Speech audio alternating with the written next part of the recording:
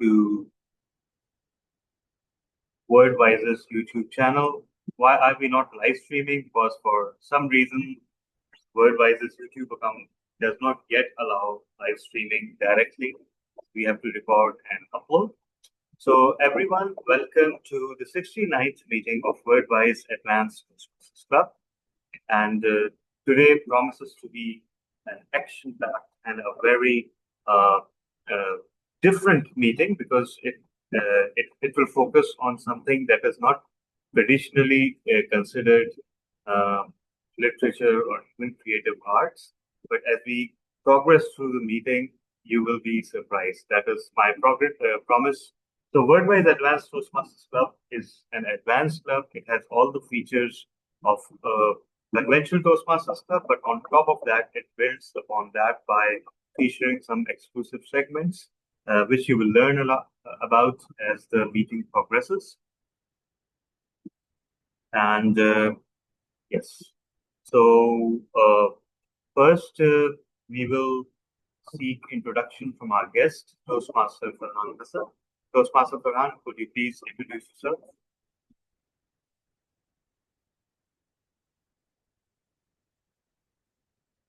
Assalamu alaikum everyone, this is Farhan Hassan. I recently joined Toastmasters as a member. By profession, I head customer services at a Takaful company, and here I am to improve my potential as a good verbal communicator. All right. Thank you. Great to have you, Toastmaster Farhan.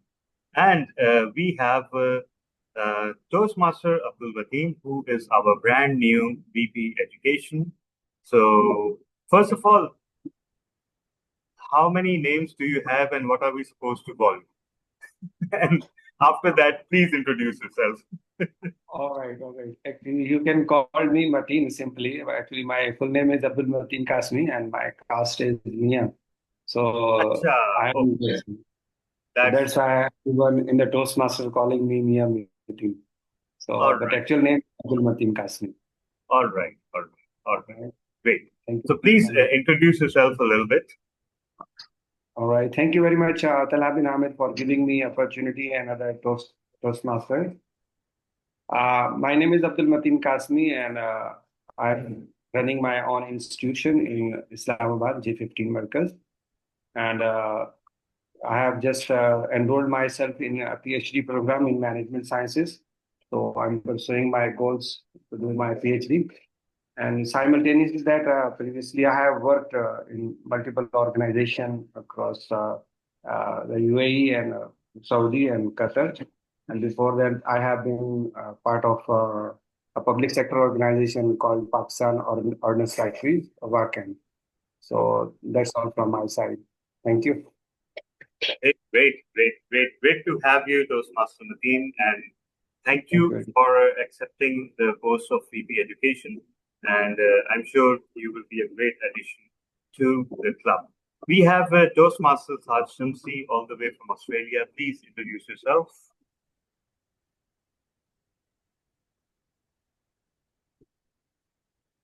Can you hear me? Yes, we can. Yeah. Okay.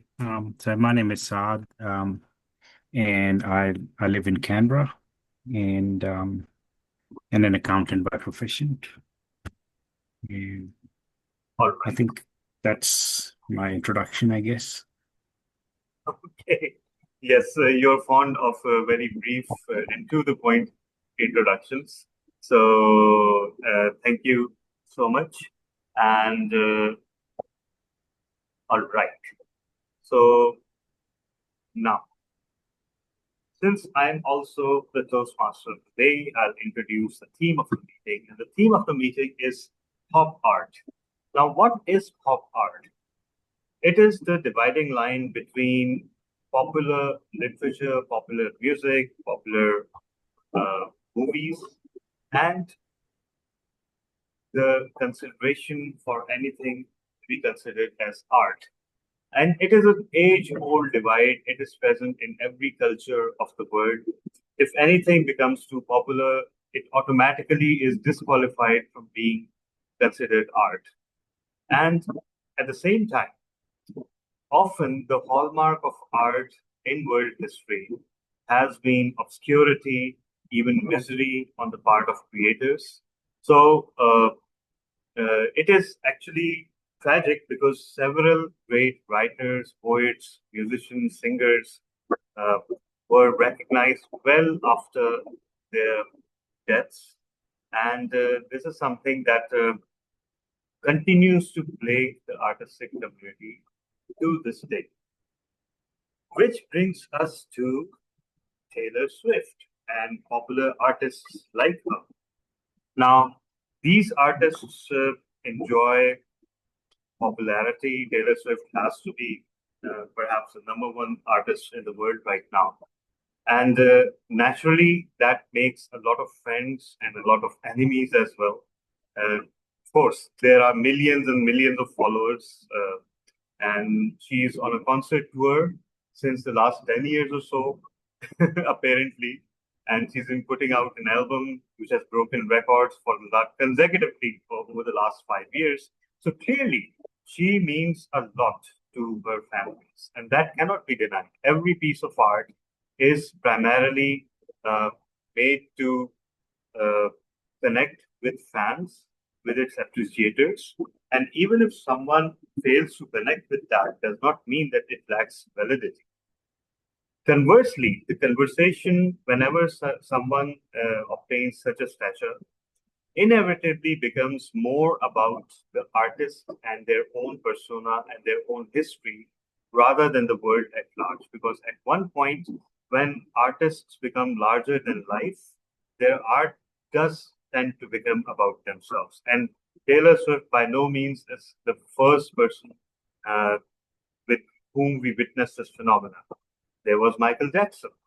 Michael Jackson's last three albums were all about how the world was after him and how there were conspiracies against him and rebuttals of the lawsuits against him, right? Uh, Same goes for artists like Madonna. Same goes for artists like Linkin Park, for example. Linkin Park lost their lead singer, Chester Bennington, and ever since then, all their musical output has been about how they miss Chester Bennington, how he is irreplaceable, but at the same time, they have to continue. And they hired a new lead singer, and there was a fan backlash against that because she happens to be a female. So half of the people protested that how can a male singer be replaced by a female? And yes, that is a thing. In 2025, even that is a thing. And secondly, some said that she was just posturing. She was an imposter trying to fill two big shoes. But let me tell you one thing. One, listen to their latest album, the new lead singer, tell you that she's not trying to replace him. She's her own person, and there's no there's no use for allegations or criticism for someone trying to fill in the shoes of someone who's passed away. Because after all, you can't bring that particular person back from the dead, right? So ultimately, this is the paradox of artistry, especially in terms of music. Ultimately, that is more prone because when writers become larger than life, such as J.K. Rowling, such as Stephen King, they continue to write about the stories that they have.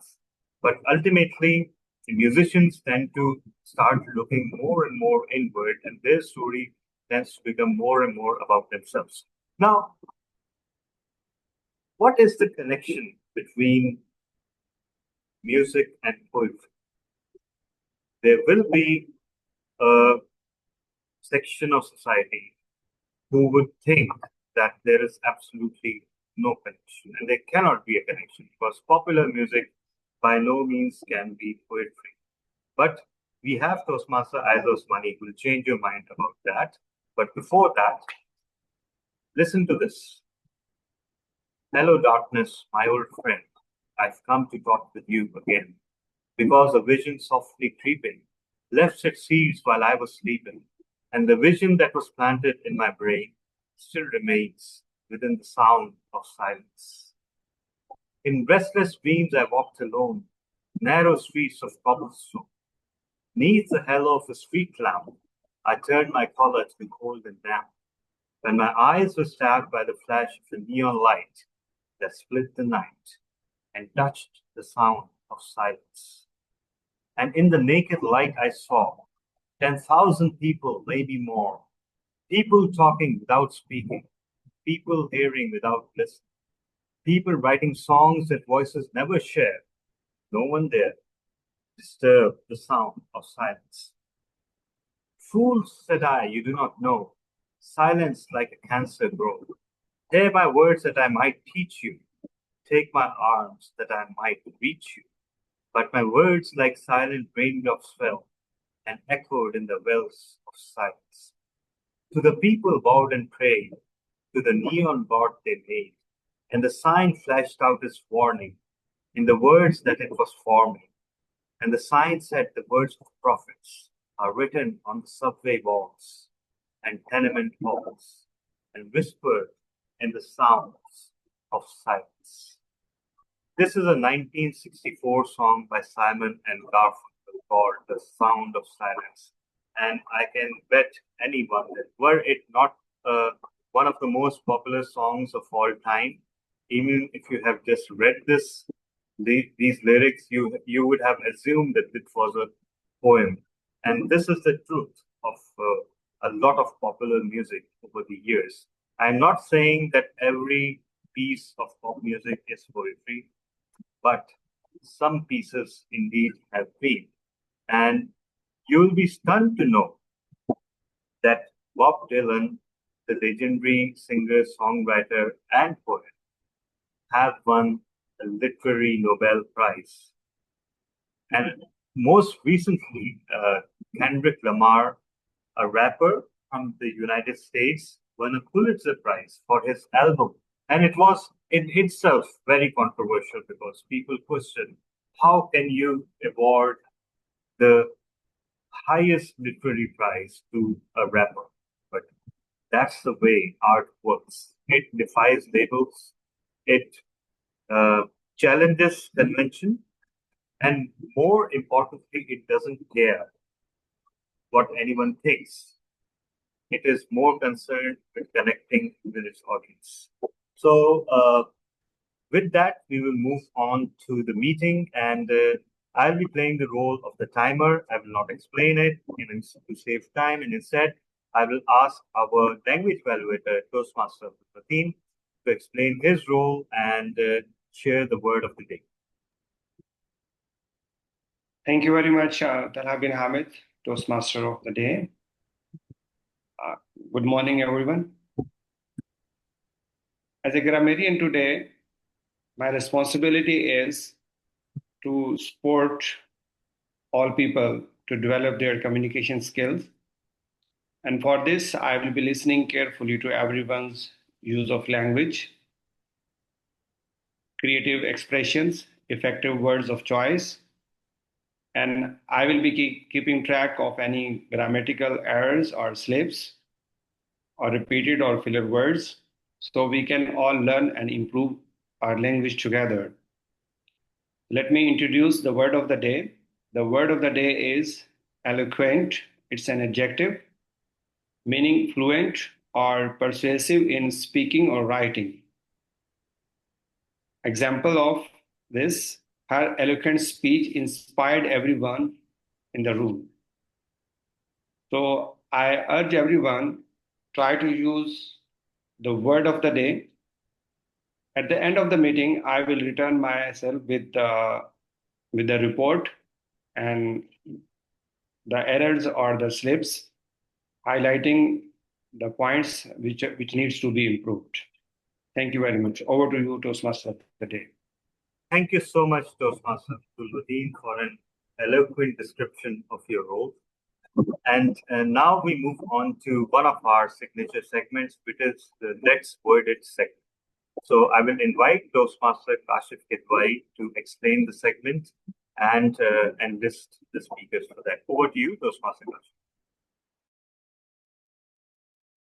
Thank you, TBH, and good morning. I think is it good morning or good afternoon to everyone. Now this is the Let's Word It segment, which is something which is very specific and unique to the Wordwise Toastmasters. And how the segment works is that I will be providing an introduction of the topic, and I will be giving a topic um, to whoever wants to volunteer. And then you will have all the participants or the volunteers will have a time of maybe an hour or so to prepare something on that particular topic. And then towards the end, when we return to the segment, then we will call upon the volunteers to share with us what they have written. So that is an introduction of the topic. And the topic for today is, what does time mean to you? What does time mean to you?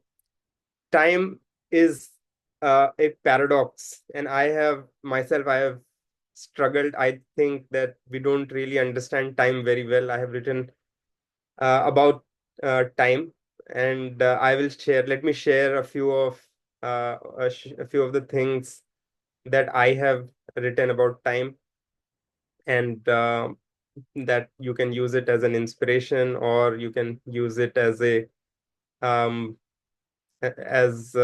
something to guide you along when you write your own piece. So time really is a paradox, and there are various roles which time plays, and one of them is time is a tyrant. Time is like a straight arrow, and it's a tyrant because in time everything is reduced to dust. Empires fall, kings are humbled, wealth erodes, and civilizations disappear in time.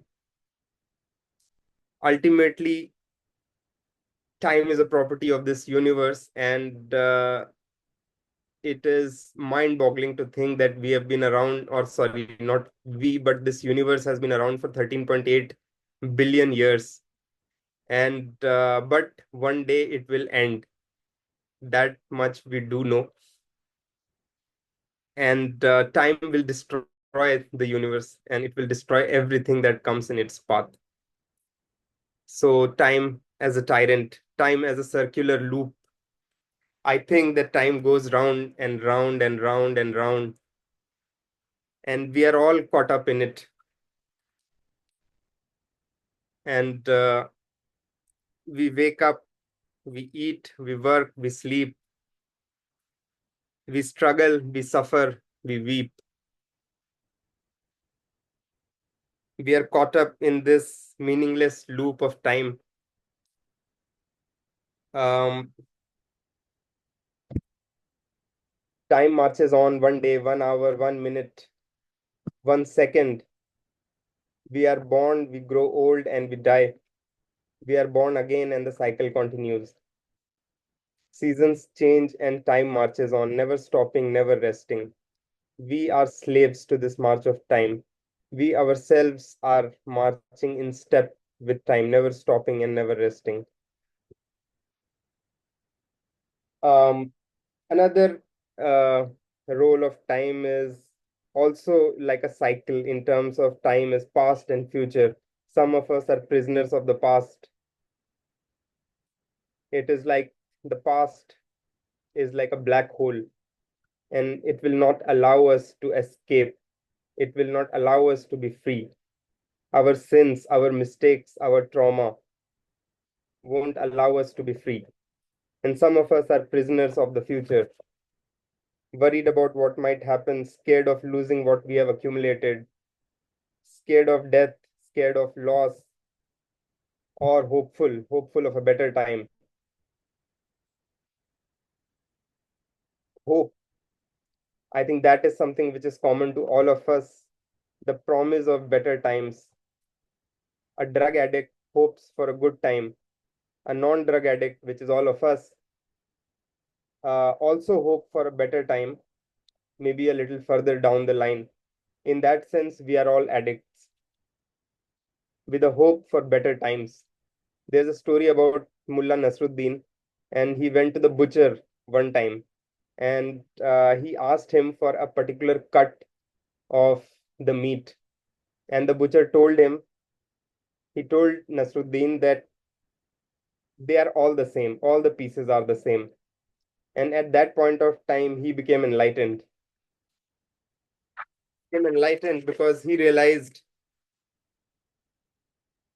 that all the cuts of the meat are the same, all the time is the same. We don't need to wait for better times, because this right now is the best time. And because we are already perfect, time cannot make what is already perfect any better. Then once we understand this, then we don't need hope, and then we can escape the tyranny of time. And finally, before I end this long introduction, let me talk a little bit about timelessness. Reality is timeless, but what exactly does timelessness mean, or what exactly does timeless mean? Is there such a thing as timeless? Because we talked about the tyranny of time and how the march of time never stops. So what exactly is timeless? We are here for a brief moment, but we have glimpsed the timeless, have we not? In moments of silence and beauty, we come face to face with the timeless. We get a glimpse of the source of all beauty. Our time here is brief, but our purpose is to get acquainted with the timeless. So those are all the roles of time, and you can pick any one of those, or you can choose anything that strikes your fancy, that is more close to your heart, and write about that. So that's it from me. I hand it back to the Toastmaster of the day, TBH. Over to you. Thank you so much, Toastmaster Kashif. So, who would like to write a 3 to 5 minute piece on this topic? The topic is, what is time to you? What does time? So, looking for raised hands, we have Toastmaster Tessie Fatma. Toastmaster Asghar is in, yes, reluctantly, but he has raised his hand. Who else? I know Toastmaster Saad, you promised just to be an observer, but would you go, Toastmaster Farhan Hassan? What about you, Toastmaster Saad? Would you like to have a try? I can. I plan to be an observer there, but yeah, I can try. You know, So is it like writing while the meeting is going on, or how does it work? Oh, great. So that means you're in, right? Yes, sorry, Toastmaster Saad, to answer your question, yes, you have the time to write. Yeah. During the time when we have the other sessions of the meeting, and towards the end, we will have the recitation. Yes. When we will ask all the volunteers to come up and speak what they have written. And the timing is usually 3 to 5 minutes. It's a bit of a challenge. I think I'll pass. Well, there's no harm in trying, Toastmaster Saad. Okay. Oh, great. So we have, all right. So just to note, we have Toastmaster Tessin, Toastmaster Asghar, Toastmaster Saad. And I think we have Toastmaster Farhan as well. Farhan also raised his hand. He's gone away, but yeah, he enlisted himself, yes. What about you, Toastmaster Heshan? Would you like to give it a try? Regarding the topic, what? The topic is, what is time? What is time? The topic is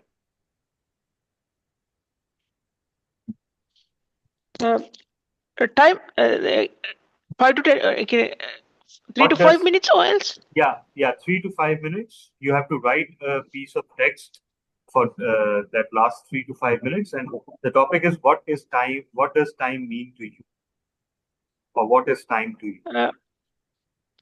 I didn't write a write-up, but I will explain what time means to No, me. wait. You have Okay. to write now. Now you will get the time to write it during the other segments of the meeting, and after some time, you'll be called upon to read it. Is that okay?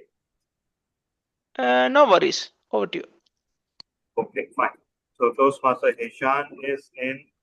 Who else would like to have a vote? We already have Toastmaster Tessin, Toastmaster Asgar, Toastmaster Saad, Toastmaster Farhan, Toastmaster Heshan. So, Toastmaster Rajab, would you like to have a go?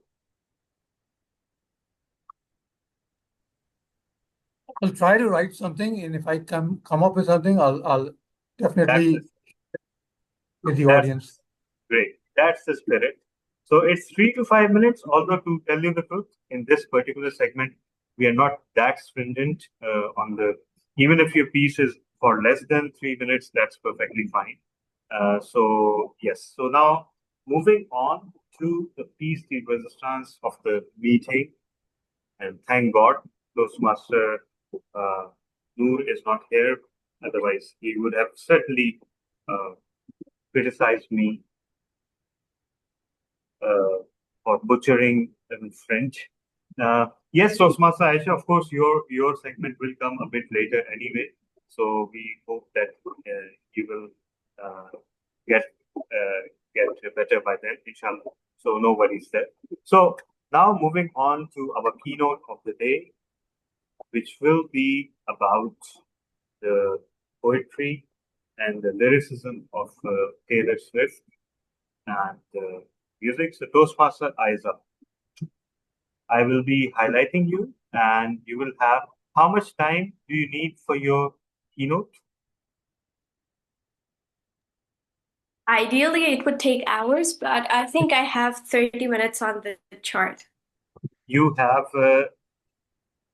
Let me check. Wait. Okay.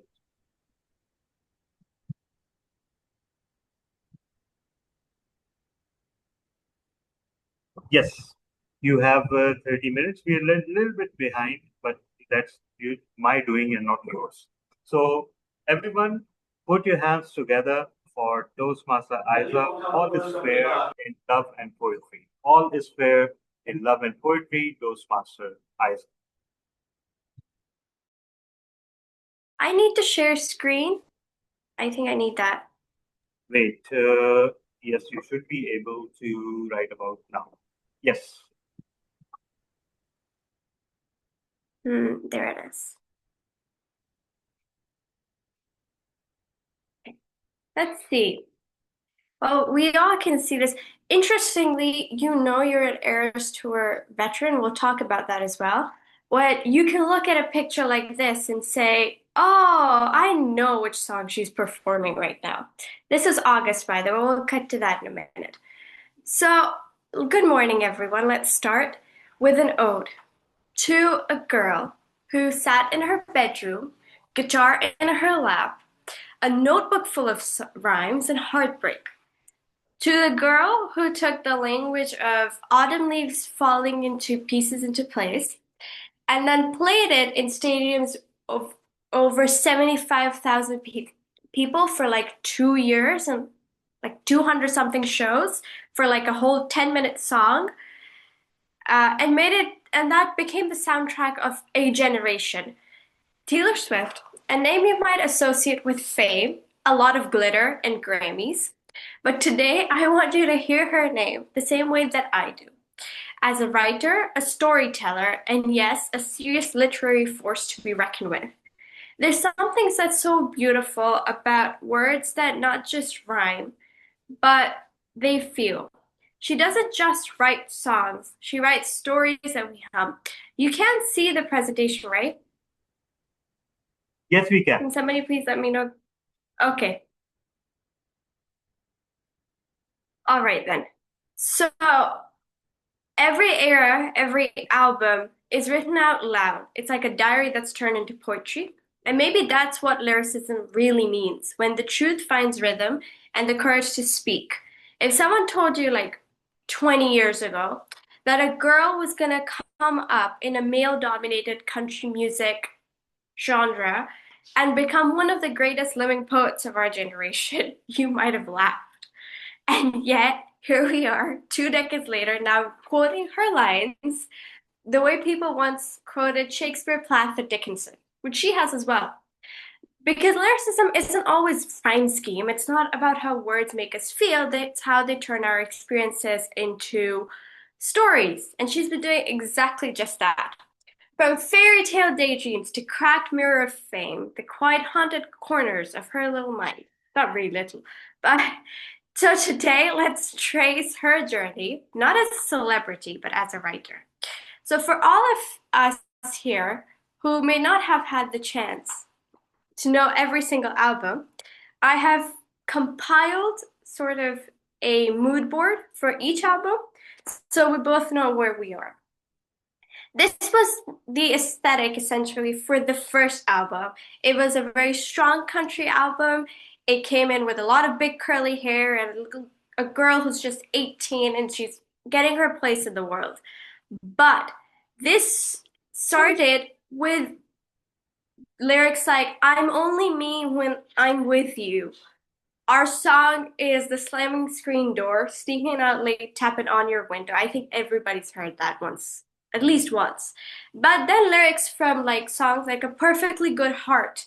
Maybe I should have seen the signs, should have reached the writing on the walls and realized by the distance in your eyes that I would be the one to fall. From the outside, you could have helped if you wanted to, but no one notices until it's too late to do anything. The simplicity here is very deceptive. She paints a scene that's so vivid that you can smell the grass, feel the porch swing creak, see the southern stars that blink overhead. But even then, she was writing about real people. She was writing about real loss. Tied Together with a Smile is about a friend who is struggling with her self-worth, shows empathy beyond her years. And Mary's song, which is also with a bracket like Oh My, that's Folklore, which is an album we'll come to, before folklore ever existed. A small town love immortalized through words. This was album 1. Album 2 is called Fearless. And this is one of my favorite ones. This was her like stepping into confidence, stepping into her worth, seeing love and heartbreak as rites of passage. Fearless isn't about being unafraid. It's about loving despite the fear. She turned vulnerability into bravery. Fearless itself became a metaphor for emotional courage. The glittery golden age of hope. The first leap from country music to lyrical storyteller. So with lyrics like, because when you're 15 and somebody tells you they love you, you're going to believe them. From That's When, I knew my words were hard to hear, but even harder to take back. From Best Day, that she wrote for her parents, for her mom specifically, I love you for giving me your eyes, for staying back and watching me shine. It's not just nostalgia. It's like the ache of growing up. She rapped universal emotion like fairy tale metaphors, castles, princes, glass slippers. But underneath every line was someone who was brave enough to feel. And yet, somehow, people started questioning the songwriting. Too girlish, too personal. But look at the poetry. I don't know why all the trees change in the fall, but I know you're not around for that. That's Hemingway level economy of language. Then came Speak Now. Remember when I said people were like, too girlish? They also said things like, oh, she doesn't write her own music. She just has a nice voice and she lives with that. This album was a 19 to 20-year-old writing everything, every song, every word, every lyric from start to finish. There are no co-writers on this album. There's only one. It is her declaration of creative independence. Speak Now is about reclaiming narrative control. every lyric speech she wasn't allowed to give.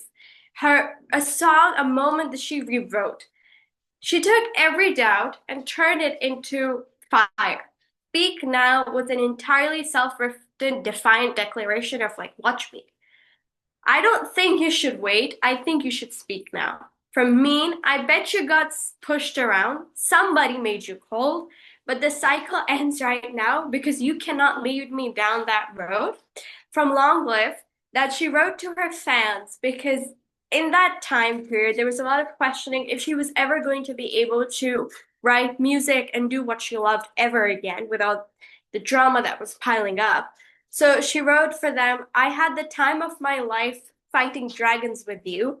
From Ours, don't you worry your pretty little mind. People throw rocks at things like shine, but they can't ask what's ours. Every track is a letter that she never sent, a speech that she finally gave. There's a theatrical flair of Enchanted, the bitterness of Dear John, the self-awareness of Mean. Someday I'll be living in a big old city and all you're ever gonna be is mean. She wasn't just writing songs, she was crafting revenge. These are sonnets that came out in like 3-minute bursts. And this was her first world tour, a diary that spilled out into stadiums. Next came Red, an album a lot of people can't seem to leave behind. Oh, not that one. Thank you very much. This one. Love, Heartbreak, and Memory. It's all tangled up. Red was about feeling so much, but you're trying to name what it is. She uses color as language, red for passion, blue for loss, gray for numbness. This motive was to analyze like the emotional spectrum of it all, to catalog what heartbreak actually felt like. This is where she like bared her emotions. The colors became metaphors. Lines like loving him was red. She used imagery like a painter would, like crimson for passion and blue and gray. So we're happy, free, confused, and lonely in the best way.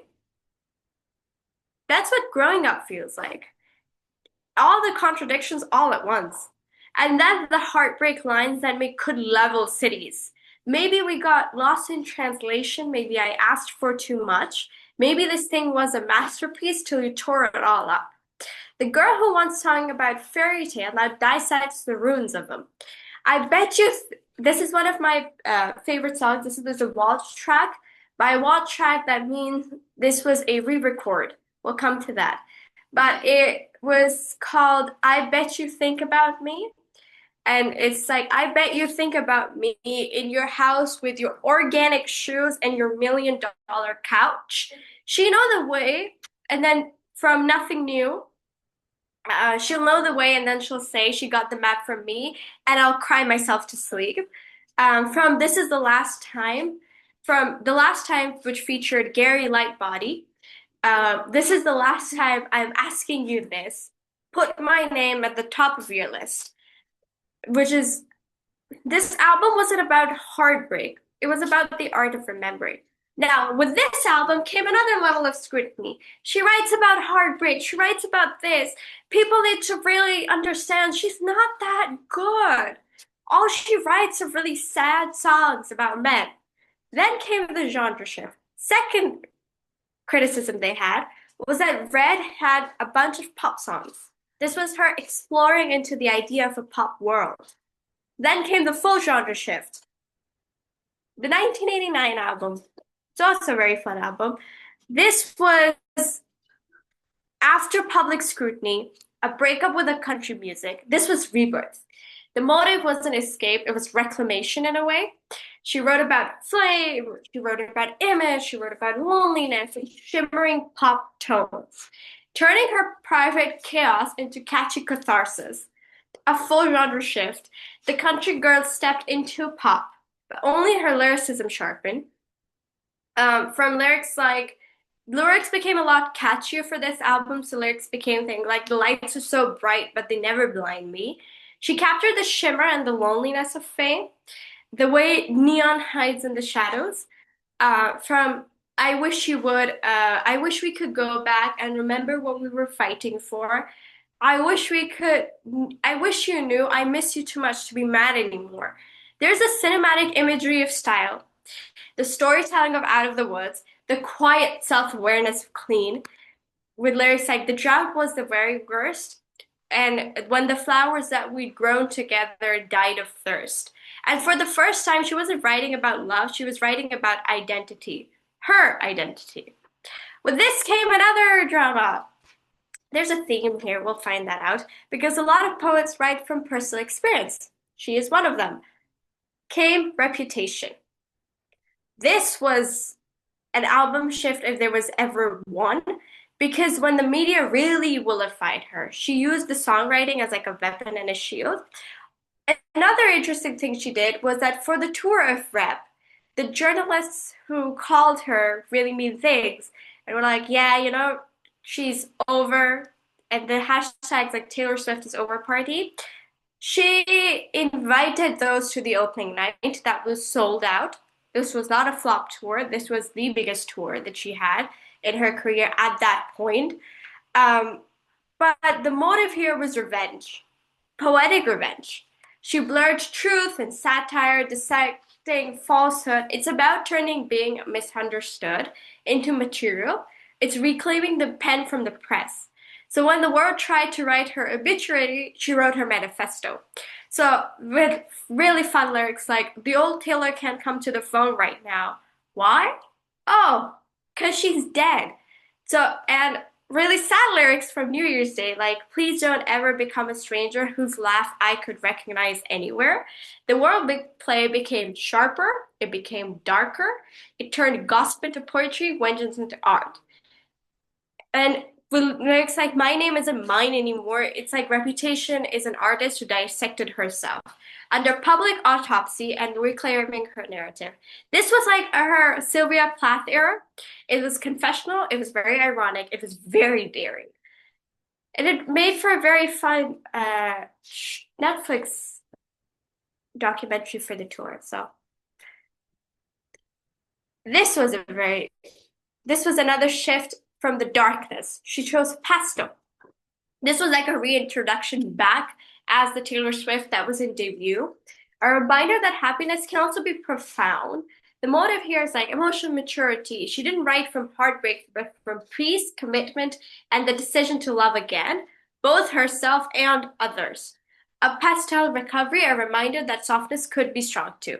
With the main song Lover being, I take this magnetic force of a man to be my lover, from the album being branded as just about romance. It's about rediscovering gentleness. Talking too much. You gotta step into the daylight and let it go. I live like an island, punished you with silence, went off like sirens, just crying. This is one of my favorites. She showed the world that lyricism doesn't need tragedy. Joy can be poetic too. Next came COVID. Loverfest, by the way, the tour for Lover was called Loverfest. That was canceled. Thank you, COVID. So when we were all isolated, she created worlds. Folklore was born. It was from solitude and act of survival. Through imagination, she stepped into fiction. She wrote as other people, exploring the idea of empathy. So through storytelling. So the motive was art, the art's sake, not commercial success. And she became a literary recluse. She created a new world called Cardigan, Fred's Lakeside Secrets, stories that were like when I felt like it was an old cardigan under someone's bed, you put me on and said I was your favorite. So lyrics like, you knew the password, so I let you in the door. You knew you won, but what's the point of keeping score? You knew it still hurts underneath my scars from when they pulled me apart. That's a callback to Reputation. But what you did was just as dark. That's from Hoax.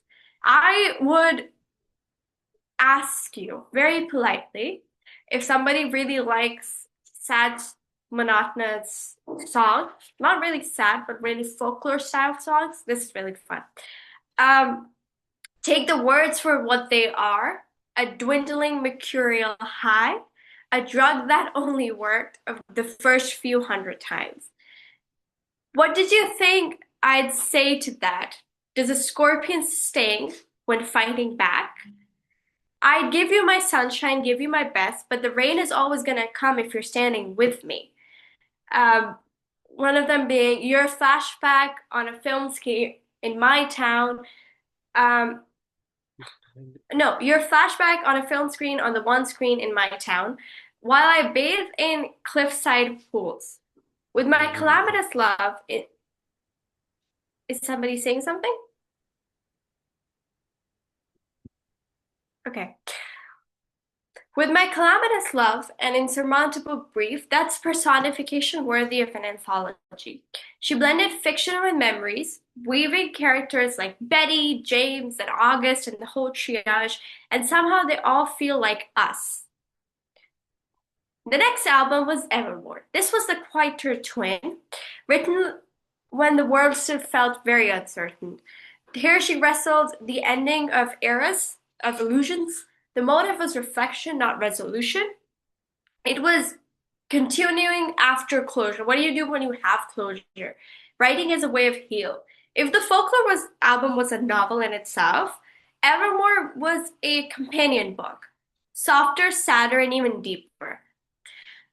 From lyrics like, I cannot think of all the cost and all the things that will be lost. She wrote this song called Marjorie for her grandma. Should have kept every grocery store receipt because every scrap of you would be taken from me. I can't make it go away by making you the villain. Do you miss the rogue who coaxed you into the paradise and left you there? Will you forgive my soul when you're too wise to trust me but too old to care? Tell me, when did your winning smile begin to look like a smirk? When did all our lessons start to look like weapons pointed at my deepest hurt? I rewind the tape, but all it does is pause on the very moment all was lost. Where's the man who threw blankets over my barbed wire? Where's the And it's a callback from the Eras tour. There's a song called Champagne Problems. This song was also catharsis on the tour. If you have a chance, go to YouTube, just go like Champagne Problems Live. You'll find it.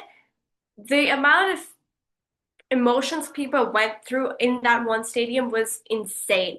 There's a lyric from Champagne Problem that goes, champagne problems, by the way, means problems that aren't really problems. They're like, when you say to someone like, oh, boo you, your life is so sad. Sort of like that. So those are like champagne problems. And there's a lyric that goes, your Midas touch on the Chevy door.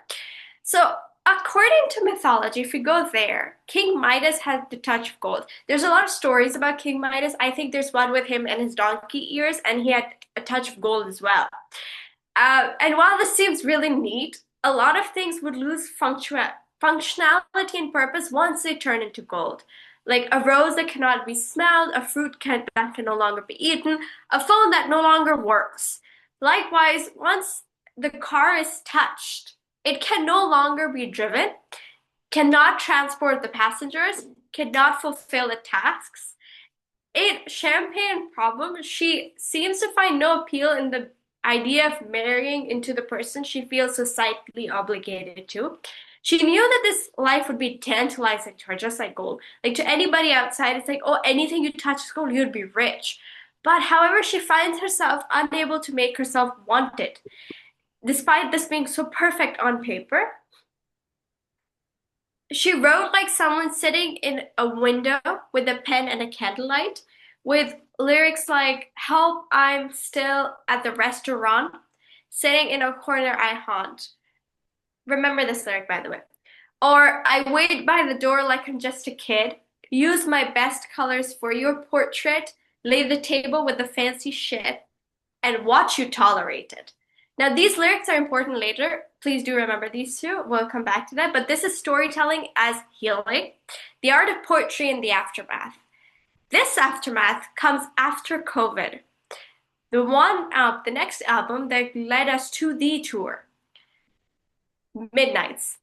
alongside a lot of people in this, by the way, fan circle, instead of calling it Midnights because that would mean it's mid, they call it God Nights because it is the most craziest, insane album that she had after a while. Obviously, at that point, we had A Life of a Showgirl. That was really fun. The Taylor calls it the stories of 13 sleepless nights. There's 13 tracks, 13 reasons why anybody would be awake at night. It's the introspective work. It's about like when fame fades, only fear, regret, and humor remain. The sleepless confessions, the lines you whisper yourself to like no one's listening. It's like, it's me. Lyrics that were really fun, like, it's me, hi, I'm the problem, it's me. Humor met vulnerability, and self-awareness turned into pop genius. So she explored envy, regret, nostalgia from lyrics like, did you hear my covert narcissism I disguise as altruism? Like some kind of congressman. And I swear I'm only cryptic and Machiavellian because I care. Other examples like living for the thrill of hitting you where it hurts. Give me back my girlhood. It was mine first. And now that I'm grown, I'm scared of ghosts. Memories feel like weapons. And now that I know, I wish you'd left me wondering. And the voices that implore, this is from Sweet Nothing, by the way. You should be doing more. To you, I can admit. I'm just too soft for all of it. Now, each word is sharp, it's intentional, it's alive.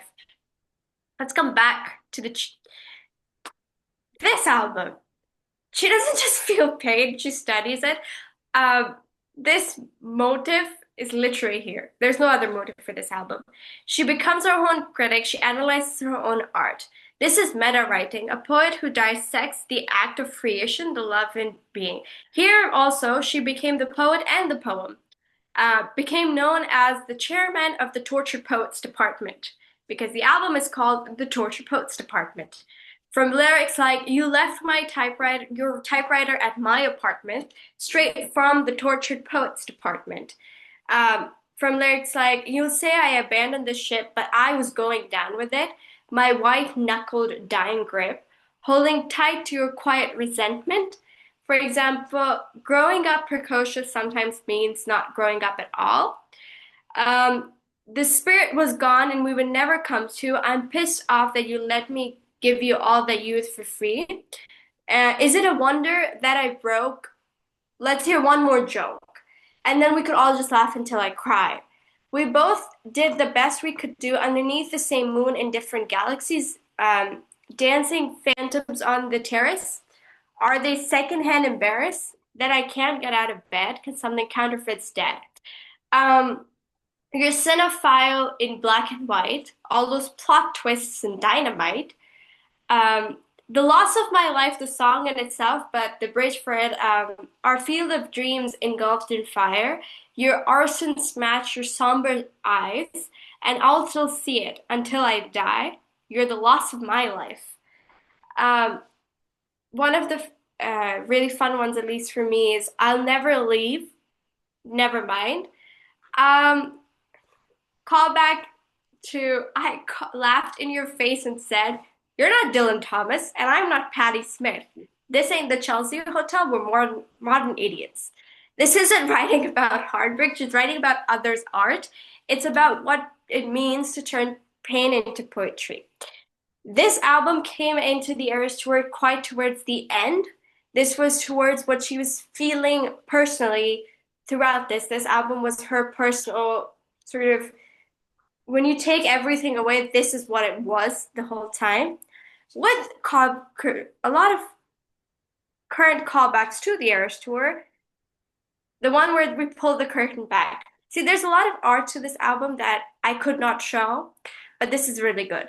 This is the woman behind the spotlight. This is where it is. From lyrics like, and baby, that's show business for you. The motive is acceptance, not fame. After years of like myth making, steps backstage, writing about what it costs to be on, it's a full circle reflection. It's a peek behind the curtain. The confetti's settled, the lights dim, the writer's still there. So the spotlight burns, but it's the only warmth I know. unless she's like older, wiser, reflective in some songs, ruined the friendship, wilted corsage dangles from the wrist. From eldest daughter, I never thought I'd find that beautiful life that shimmers that innocent light back. And from one of my favorite songs called Honey, um, it's the lyric that goes, and when anyone called me lovely, they were finding ways not to praise me.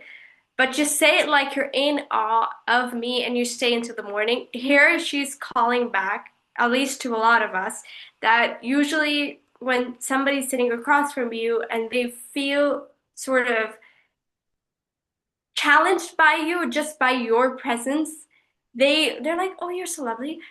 They don't mean it. They're just saying it so that they've said it, but they're not really saying it. They're not trying to praise you. With also callbacks from Elizabeth Taylor. Um, the song Opalite to You Finally Left the Table. Now, this lyric in itself is a callback to Folklore and Evermore, the table lyrics. So where she's now, the table where she was sitting at, haunted, she's left the table. The table's gone. It's like closure in itself. So for example, even this album in itself is a very pop. It's very fun. It's very glittery. A lot of people hate it. I do not hate it. Although I have been asked by our lovely Timot today to keep the lyrics for this album very carefully because there's a lot here that I cannot share. But you can go ahead and check it out for yourself. You were dancing through the lightning strikes, sleepless in the onyx night. Call back again to the sleepless nights of midnights. So after years of characters, genres, masks, now she writes as someone who's seen herself perform her own life and is now finally ready to pull the curtain back, to invite you back and be like, this is the life of a showgirl. This is what it feels like. And so, 20 years, 12 albums, half an hour, I think, and countless worlds later, she stands not just as a pop star, but a proof that lyrics do matter. She taught us that footnotes and words don't need to be anything else to be literature. They need to mean something. Her lyrics and writing has grown up with a lot of us, from a girl with a guitar and the glitter heart to a woman who writes lowercase and heartbreak. She turned teenage diaries into dissertations on womanhood, loss, resilience, renewal. But isn't that what all poets do? Document life, not the perfect parts, but the fragile ones, the chaos, the chorus, the pain to poetry, the survival and sound. She's shown that poetry isn't confined to dusty pages, academic halls, and those like really performative torture poets. It's alive in the bridges that make us cry, the verses that we scream in the cars, the quiet lines we whisper when nobody's watching. The lyrics have been mirrors. We've grown up quoting her, at least I have, healing through finding our own metaphors in hers. From you call me up again just to break me like a promise to I can do it with a broken heart. From I remember it all too well to I've been a natural and all I could do, I've never been a natural, all I could do is try. Although every chapter she's proven to deeply to write honestly, to live lyrically, and that's the bravest thing anybody can do. Because lyricism isn't about rhyme, it's about revelation. And if her journey has shown us anything, it's that all's fair in love and lyricism. This is, by the way, one of the pictures for the bow for the Eras tour. She's wearing, this was after the song Karma. You can go and check that out. With that, I will stop talking. I will stop sharing my screen as well. And I will be sending it all over to DTM. Over to you. Wow, thank you so much. Such a perfectly timed and perfectly paced keynote. I don't think we lost our interest sat for a moment. And even for people who are not very familiar with Taylor Swift or pop music in general, this would have been a revelation. Welcoming back keynotes to Wordwise with an epic like that. Thank you so much, Toastmaster Aizosmani. That was certainly a revelation. And what I personally find very compelling about Taylor Swift, despite not being the greatest fan of music and everything, is that, we've had this trajectory of female singer-songwriters that go Hollywood and completely lose their way. So Madonna was one of them. Even Sabrina Carpenter is one of them. They used to be simple people with simple lyrics, real life stories. And then they get into big glittery showbiz and they lose their way. They shed their clothes. They create another completely different aura around themselves. Uh, and at times they appear like puppets being handled by the industry. Most of them actually become that. But Taylor Swift is one person who has faced allegations of being just that, but she has shown consistent signs that she's not playing in the hands of anyone. And she continues to send signals that she's not anyone's plaything. She's fiercely independent, she's self aware, and she knows herself. So, and her audience. So, that is something to be respected and to be admired. Now, moving on to the next segment, we are a little bit behind schedule, but that's perfectly fine given that what we just heard. And no, it's not because of you, Toastmaster either. You stuck to your timeline perfectly. We were a little bit behind before. So, okay. So now it's time for the next segment. But before that, another piece of what I would like to term as poetry. I wish I found some better sounds no one's ever heard. I wish I had a better voice that sang some better words. I wish I found some chords in an order that's new. I wish I didn't have to rhyme every time I sang. I was told when I get older, my fears would shrink. But now I'm insecure and I care what people think. Wish we could turn back time to the good old days when our mama sang us to sleep, but now we're stressed out. Wish we could turn back time to the good old days when our mama sang us to sleep, but now we're stressed out. So this is a song by 21 Pilots, and it is about having to grow up and start thinking about earning money above all else, and a lot of other things.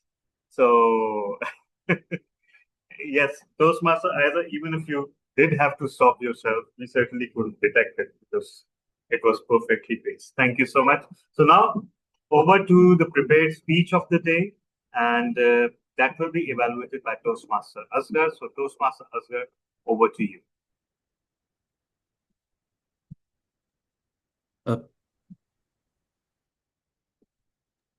Prepared speeches, you are supposed to announce the title of the speaker, and I'm going to evaluate. How?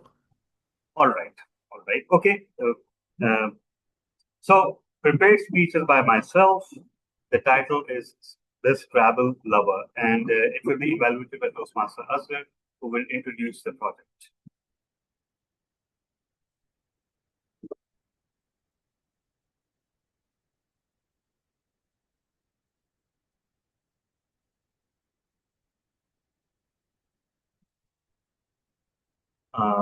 You're muted, sir. Or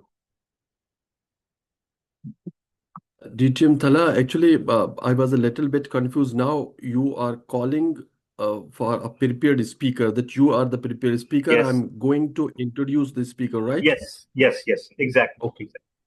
Okay, my faculty are not working as per usual speech, so I'm sorry for that. So our prepared speaker today is DTM Tala bin Ahmed. DTM Tala is delivering his speech from the project Writing a Speech with a Purpose. The title of the speech is Scrabble Lover. Scrabble is perhaps a game like a Ludo, and is expected to talk about the Scrabble and it is lover. So, DTM Tala bin Ahmed, over to you. Thank you so much. So, first of all, Toastmasters, the stated purpose of this speech is that to convince everyone that love always finds a way. Okay. So, what does it mean? You'll find out. Okay. So, I will also be displaying my screen.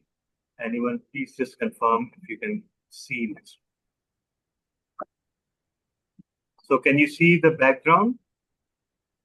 Yes. All right. Thank you so much. So, okay, I'll start timing myself, and I'll keep an eye on the timing. It's 5 to 7 minutes. So, hello, Toastmasters and guests. This would be familiar to a lot of you. This is a Scrabble board. I've always loved and played Scrabble since my childhood. In our childhood, me and my sister used to play with each other. And in adulthood, I formed a group with my wife and my sister, and we used to have a three-way game of Scrabble on our cell phones. That continued swimmingly until it devolved into a battleground of insults, allegations, and ugliness. So we decided to call it quits. But I continued to play Scrabble on my cell phone with few people online and also with the computer. I received an invite a few days ago from someone named Stephen Eric. He wanted to play Scrabble with me. I saw the name and I was a little bit reluctant because Stephen Eric sounded like a native English speaker, which meant that more likely than not, he will not be as easy a victim as, with due respect, my wife and sister are. In Scrabble, he would beat me badly. So I did not accept it, but he kept pinging until I accepted. We had this game of Scrabble, and to my utter surprise and endless delight, he seemed to be very bad at this game, to the extent that I was leading by a score of 478 versus 148. And then I received these messages. And this guy chatted up. And I'm not too fond of chatting with other players while playing because why are you on a gaming app like this? To play games, right? Not to chat up with other people, not to play out your life stories. It is exactly like sitting in a cab and finding that the driver likes to talk. That is my version of hell, by the way. And so, as you can see, it started with a bit of niceties, and about 1 minute into the chat, he asked, "Are you married?" Or rather, "Have you married?" Which in itself sounds suspect for a native English speaker. And I told him, "Yes, I am married." I was slightly perturbed because you don't expect people from United States or Europe to be this upfront and open about your personal life. And I was not sure why was this relevant. Then he informed me that he lost his wife 6 years ago. That should have been a red flag, but it wasn't. And I wrote, "I'm very sorry for your loss." I told him my age. It turned out he's 48, I'm 47. And I expressed my delight that we are almost the same age. Ladies and gentlemen, one thing that I've learned is one should be very careful about what they write on the internet, no matter where. This was a chat inside a gaming app. And I have chatted with other players, but that has been mostly great game, well fought, and great coming up from behind, and things like that. This was making me uncomfortable. I don't know why I wrote what I did. Wow, we are almost the same age. But ladies and gentlemen, that turned out to be one of the gravest errors of my life. Because after that, this is what followed. This person asked me whether I was on Telegram and some other app that I can't name. And I told him, no, I'm not, and I don't want to. Why would I want to be on Telegram? I have WhatsApp. And then he told me that he would like to share a picture with me and tell me something more. I gave him my email address because I did not want to give him my cell phone. And then he informed me that, okay, have tested you on email. This must have been a typo or some cruel way of putting things, but it turned out to be true. Because he then sent me a picture and this message. I never thought I had capacity to love anybody as much as I love you right now. Yet my love for you continues to mature. Growing beyond the realm of my heart, it seems that you've become the fiber of my soul, the very reason for my existence, just so soon.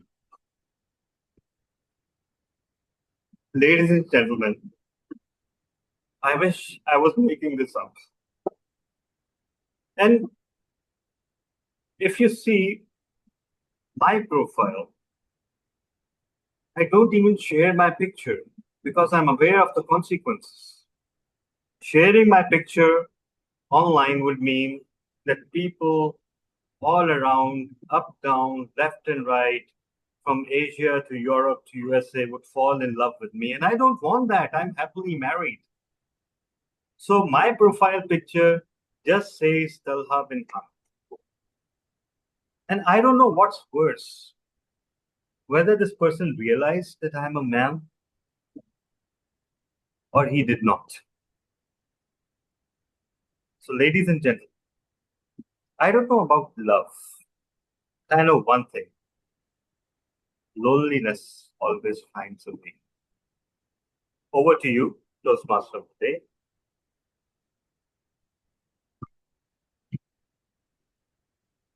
It's 7 minutes. Toastmaster Asghar, if you can see, it's wait. No, I know you won't believe me, so yeah. Can you see the cell phone screen? I don't know. Yeah, now you can. It's 7 minutes and 20. Now you can. 7 minutes and 25 seconds. All right. Okay. So now we move on to the next segment, which is our interpretive reading, another of our signature segments. Toastmaster Aisha, are you up to speaking right now? Or we can go to table topics. Sorry, can I just have some time, please? All right, no worries, no worries, no worries. Okay, so now we move on to our table topic segment, and I will request Toastmaster Asghar to. Okay, thank you, Kashif, for. Okay. So yes, so Toastmaster Asghar, I request you to limit this segment to 3 speakers, and with that, over to you for table topics.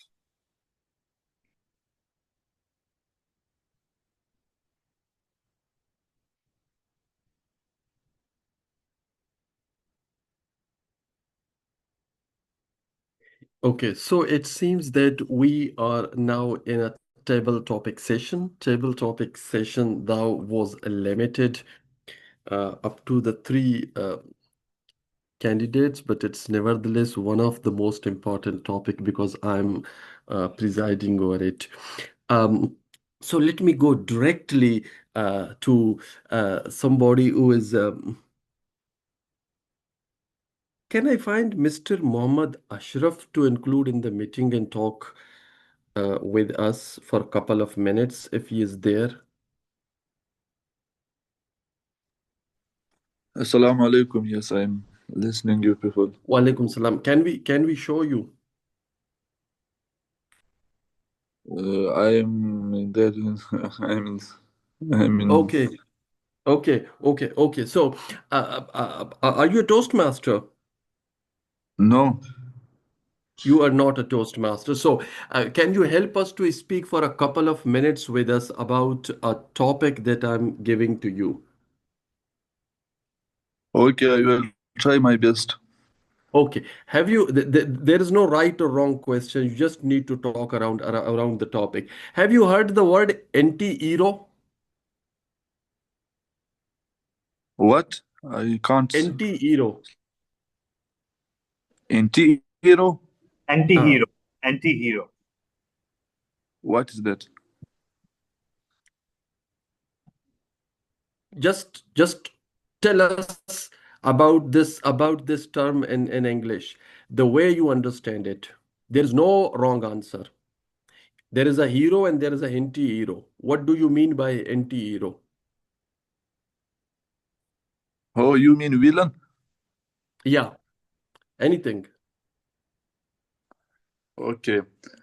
Uh, in the dramas or movies, the when you selected a hero or heroine, so the drama or the movie until not complete that you are not selected the anti-hero because there is no a completed side of this drama.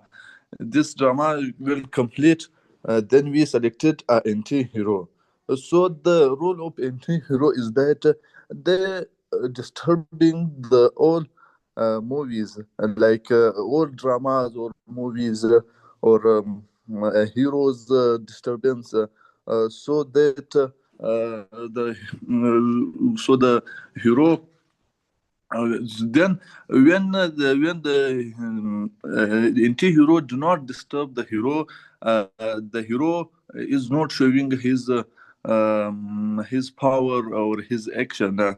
So we can't select that is a hero. Who is a hero?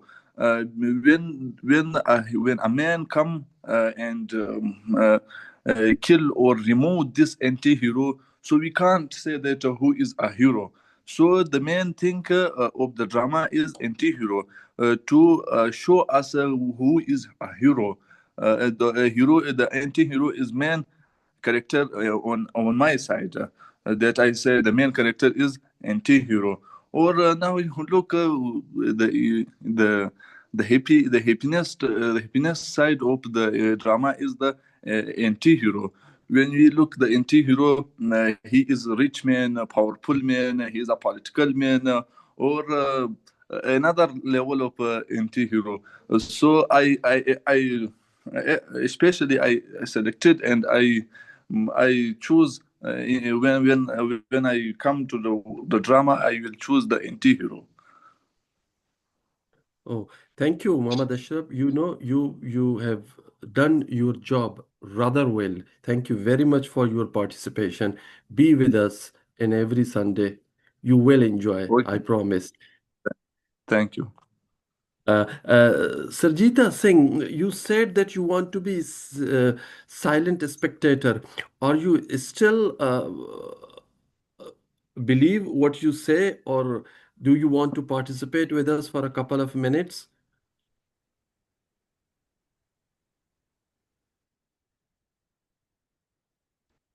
It seems that this lady is away and even, don't consider us. She's maintaining what she said by being silent. Okay. Yes. Thank you very much, even for your presence and for listening us. Listening is more harder than speaking. Um, Now, Kashif, are you there? Yes, I'm here. Okay, so Let me we turn on we the can't camera. see you. We can't see you despite you being there. Yes. Okay, l- let me give you a sentence. Never interrupt your enemy while he is making a mistake. What do you mean by that? Never interrupt your enemy while he is making a mistake. Yeah. Yeah, that sounds right to me. I'm trying to think of a time when my enemy made a mistake. Um,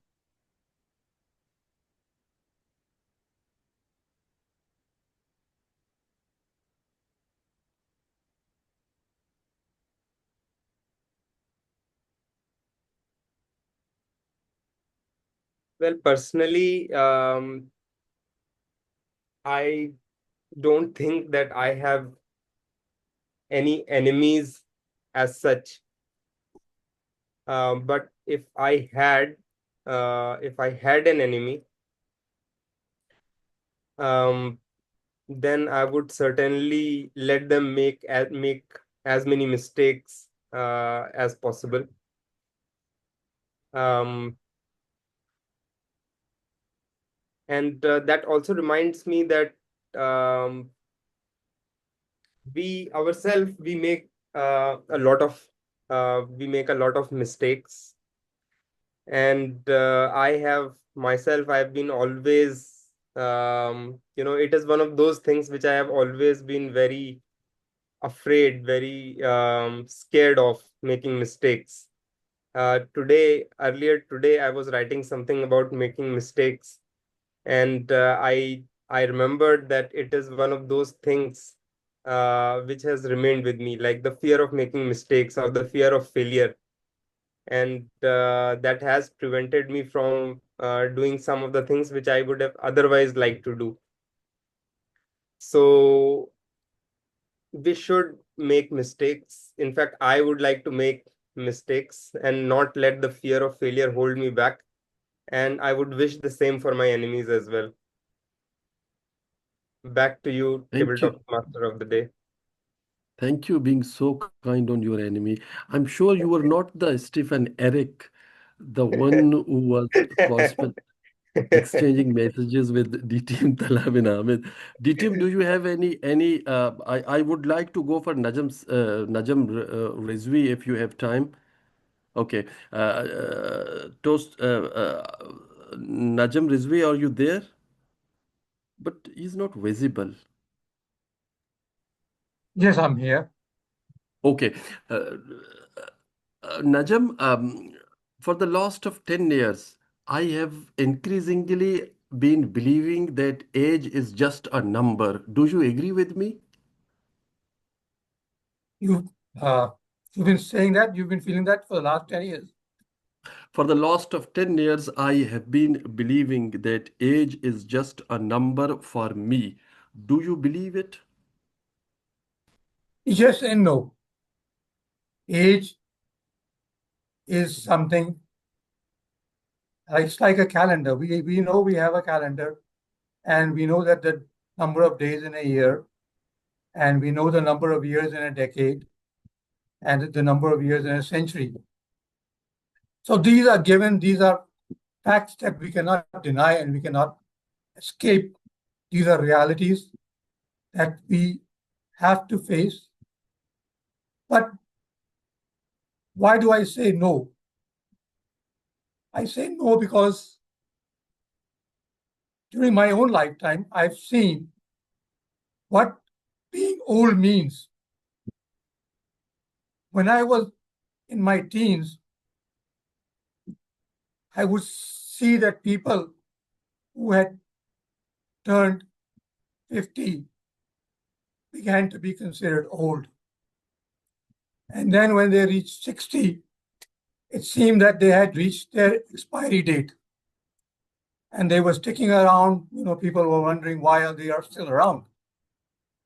But now I see that people in their 70s can still consider themselves to be middle-aged, to be of working age, to be physically fit, to challenge and manage their diseases. And they really do not need to consider themselves being old. Yes, the number 70, you can't change that.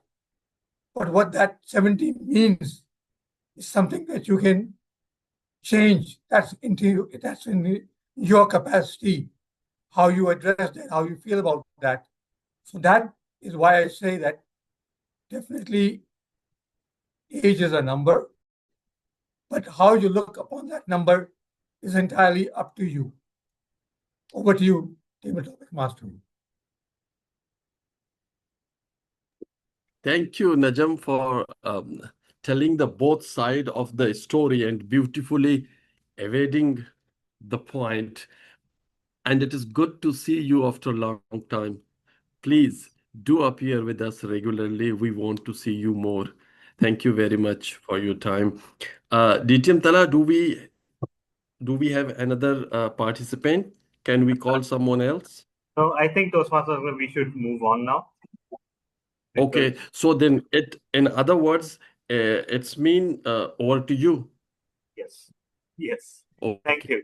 thank you. Thank you so much, Toastmaster Asghar. And before our next segment, continuing with the theme of the meeting.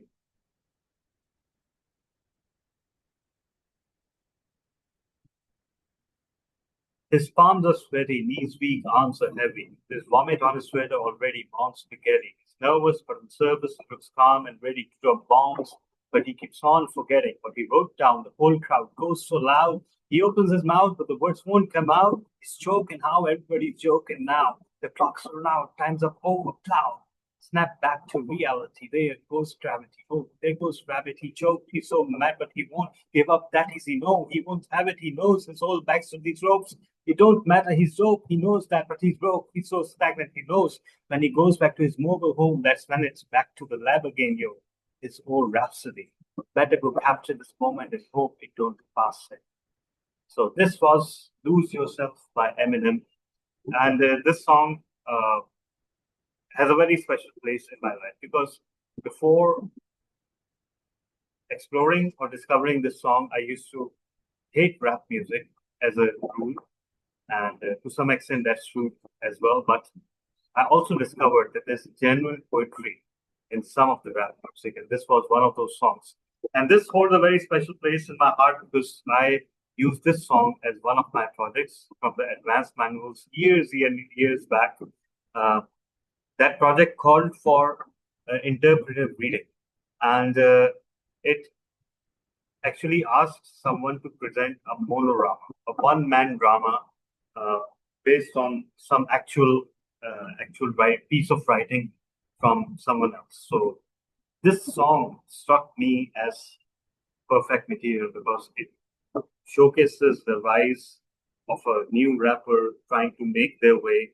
And it was the roles reversed this time because Eminem happens to be white and he was trying to make his way in a genre that's traditionally dominated by blacks, right?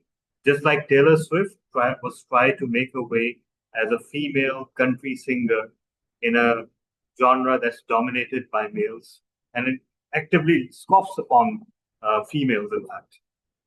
So the genre of rap and hip hop actively scoffs upon whites as imposters, and but this person Eminem, like he doesn't need any introduction, right? And that tells us that how it turned out.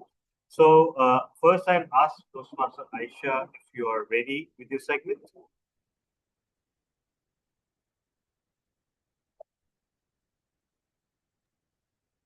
Sorry, did you ask me? Yes. Yes, I am. Yes, I am. All right.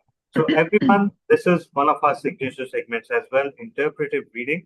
So now I'm handing over the charge to Toastmaster Aisha Nur.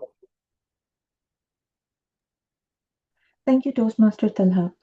So this is written by a poem, I guess, written by Khalil Gibran, one of my favorite authors. And its title is On Joy and Sorrow. Your joy is your sorrow unmasked, and the self-same well from which your laughter rises was oftentimes filled with your tears. And how else can it be? The deeper that sorrow carves into your being, the more joy you can contain. Is not the cup that holds your wine the very cup that was burned in the potter's oven? And is not the lute that soothes your spirit the very wood that was hollowed with knives? When you are joyous, look deep into your heart, and you shall find it is only that which has given you sorrow that is giving you joy. When you are sorrowful, look again in your heart, and you shall see that in truth you are weeping for that which has been your delight. Some of you say joy is greater than sorrow, and others say sorrow is the greater. But I say unto you that they are inseparable. Together they come, and when one sits alone with you at your board, remember that the other is asleep in your bed. Verily, you are suspended like scales between your sorrow and your joy. Only when you are empty are you at standstill and balanced. When the treasure keeper lifts you to weigh his gold and his silver, needs must your joy or your sorrow rise or fall. That's it. Thank you, Toastmaster Talha. Wow, thank you so much. How beautiful was that? I mean, the way the melancholy has been captured and the human condition, in fact.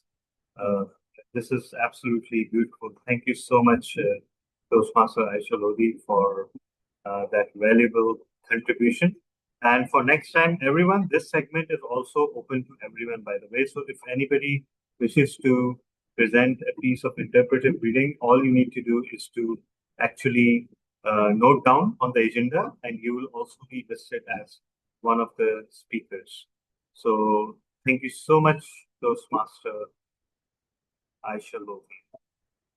Before moving on to the next segment, hey, I'm your life. I'm the one who takes you there. I'm your life. I'm the one who cares. They betray. I'm your only true friend now. They'll betray. I'm forever there.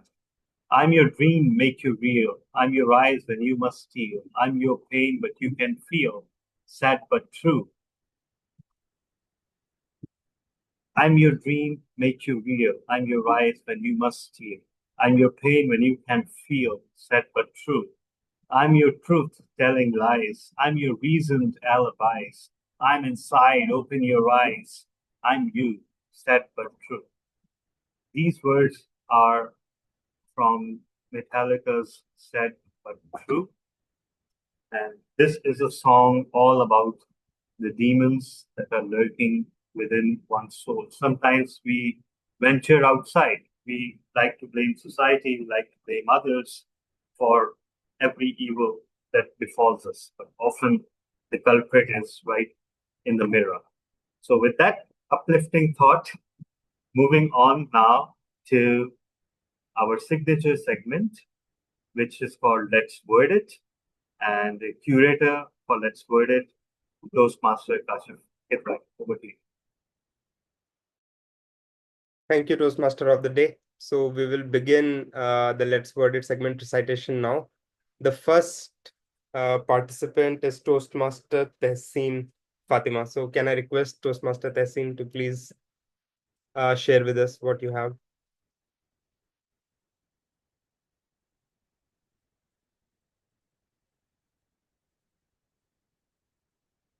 Toastmaster Tehseen.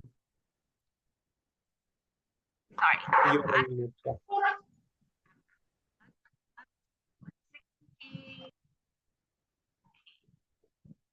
Okay. Now, please start the time. Sorry, Toastmaster Tehseen, your voice is not fully audible, very low. Is it better now? Yes, it's better now, much better. Okay, sorry, I have to keep my screen very close. So sorry for this. Okay, timer, please start the time now. I believe this is TBS screen. Okay, perfect. One moment in time. Whitney Houston's very famous song. The lyrics, which I particularly love. Each day I live, I want to be a day to give the best of me. Give me one moment in time when I'm more than I thought I could be. I repeat, when I am more than I thought I could be. The song celebrates the single moment you give your best and rise to your full potential. Whitney recorded this song for the 1988 Seoul Olympics, and it became the anthem of triumph, ambition, and self-belief. And that is exactly what time is to me. Ambition, self-belief, going on, never giving up, and stand even after my 100th fall. My childhood was like a princess. Luxury was a normal lifestyle. Never witnessed worries. Then the paradigm shift embraced me to the world full of deceiveness, manipulation, masked faces, narcissistic personas, greed, and whatnot. By time, they took away the innocent, sparkling teenage life period. But what they couldn't took away was the ignition inside me, the spark I was born with, the mantra of never giving up. Crying in silence, screaming in abundance, but wiping out my own tears and ready to shake hands with the time coming next. And my transformation is well defined by these lyrics of the song Good Radiance, Time of Your Life by Green Day. He's one of my favorite pop artists, and he describes it perfectly. It's something unpredictable, but in the end, it's right. I hope you had the time of your life. It often plays at graduation, farewells, and final episodes of TV serials when one chapter ends and another begins. So, my dear fellows, this is time to me. Not a ticking clock, tick, tick, tick, no. But a teacher and a healer.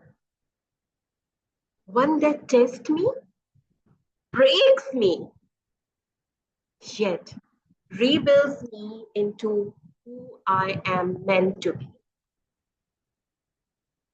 Time doesn't define me. Time doesn't defeat me. It defines me. Thank you. Over to you, Toastmaster of the day.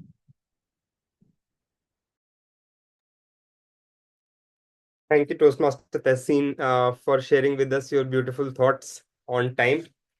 I also concur with you. You started with a very powerful statement, one moment in time. And one moment in time, I have thought a lot about the moment in time. In fact, I was recently reading this book, which is by Dostoevsky. White Knight. It's a short story, and it says here, I don't know if you guys can read this, but what it says here is that, my God, a whole minute of bliss, is that really so little for the whole of a man's life? So that captures it all. A moment of bliss, a moment in time. I think that is what life is composed of. And if we can make every moment count, then is that so little for a man's life? So thank you once again, Toastmaster Tehseen. Now moving on to the next speaker. Next is Toastmaster Asghar. I can see that he's on a call, so we will give him some time and we will move on to the next. Or Toastmaster Asghar, are you ready?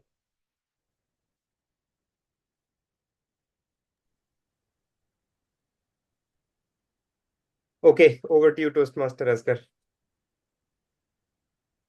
Okay.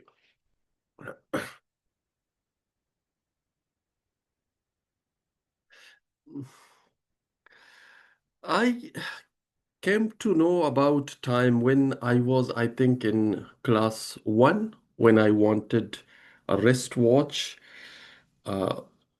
which familiarized me with the term such as current time, local time, GMT time. I thought that the problem had been solved, but it wasn't. Time changed not only its meaning, but also acquired a new dimension and challenged my cognitive function. Time, this time around, became a moment, a part of the day, certain years of life, or a particular occasion. Now, for me, this is the third phase of my life. Now, for me, time has a philosophical aspect as well. This time, I really failed to comprehend it. I have been busy dissecting it to understand the philosophical undercurrent or dynamic operating in the term or with the term. I think now I'm increasingly believe that there is no such thing as time. It is perhaps our senses which define a non-existing entities which we called time.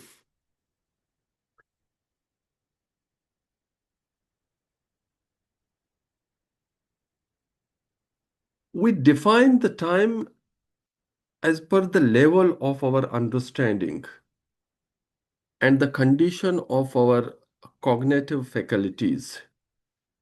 What does time mean for me now?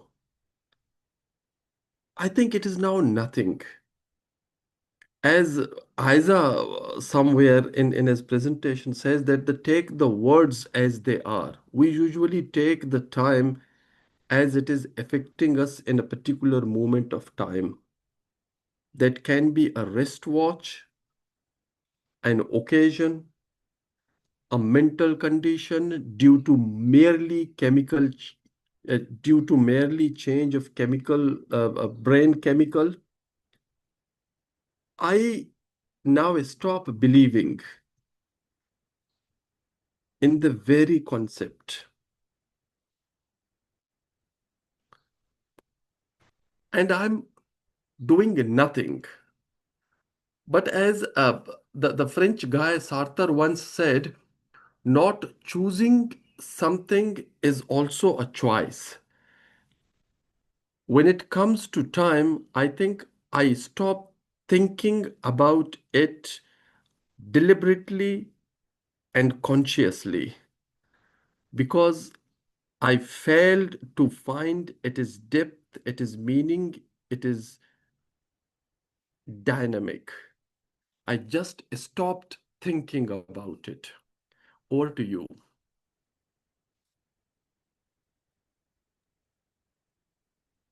Thank you, Toastmaster Asghar, for giving us your philosophical thoughts on the concept of time. And certainly, I can relate to it that time is a function of the age that we are, our age in life, our stage in life. And beginning with when we are children, it is more of a what the watch is showing us. And as we gradually get older, it is, of course, a moment, a part of the day, an occasion, and now it is nothing to you. Time is nothing. You have stopped believing in the concept of time. I do think that time has a philosophical definition, and I am coming to it from that perspective as well. And I have seen in my own life how time has changed, and my definitions of time have changed. So thank you once again for giving us your thoughts. Now we will move on to the next participant. Next participant is Toastmaster Farhan. Toastmaster Farhan, over to you. Assalamu alaikum, everyone. My topic would be the eloquent voice of time. So, fellow Toastmasters and distinguished guests, they say time and tide wait for none. But in corporate life, I've discovered they do wait for the IT team to fix the system first. But humor aside, time has been my most eloquent teacher. It doesn't use words, it speaks in moments. It doesn't send reminders, it sends realizations. And its lessons are always eloquent, precise, patient, and profound. According to Lao Tzu, time is a created thing. To say, I don't have time, is like saying, I don't want to. Those eloquent words struck me one day when I found myself saying, I don't have time, while scrolling LinkedIn for the sixth time that morning. For me, time is not a clock. It's an eloquent companion, a wise critic, and sometimes a ruthless examiner. A few years ago, as manager customer service, I faced one of the most challenging phases of my career. Customer expectations were rising faster than inflation, and every minute of delay could mean a lost customer. Every tick of the clock sounded louder than my own heartbeat. But in that chaos, time whispered to me eloquently, don't chase me, align with me. And that whisper changed everything. Instead of reacting to time, we started partnering with it. We redesigned our processes, empowered our teams, and redefined speed in customer service. That's how we launched Pakistan's first ever instant withdrawal facility for insurance customers, where customers could access their funds within minutes instead of waiting for days or weeks. That innovation wasn't born from pressure. It was born from listening to the eloquent message of time. Every second saved from inefficiency is a second invested in a trust. Lost time is never found again. These words of Benjamin Franklin, if he had worked in customer service, he might have added, and neither are lost customers. Over the years, time has eloquently taught me that true leadership isn't about managing hours. It's about making hours matter. It's not about meeting deadlines. It's about creating lifelines. Because in the eloquent world of customer service, time defines loyalty. A late response can break trust, but a timely, heartfelt one can turn frustration into faith. That's when I realized time doesn't just measure efficiency, it measures empathy. An African proverb says, however long the night, the dawn will break. I have seen that eloquent truth unfold through setbacks, long nights, and silent perseverance. Every difficult phase eventually gave birth to something meaningful, a breakthrough, a better process, or a stronger team. And Gandhi once said, the future depends on what you do today. Those eloquent words reminded me every day that time isn't money, time is meaning. So, what is time for me? Time is an eloquent mirror reflecting how we lead, how we serve, and how we grow.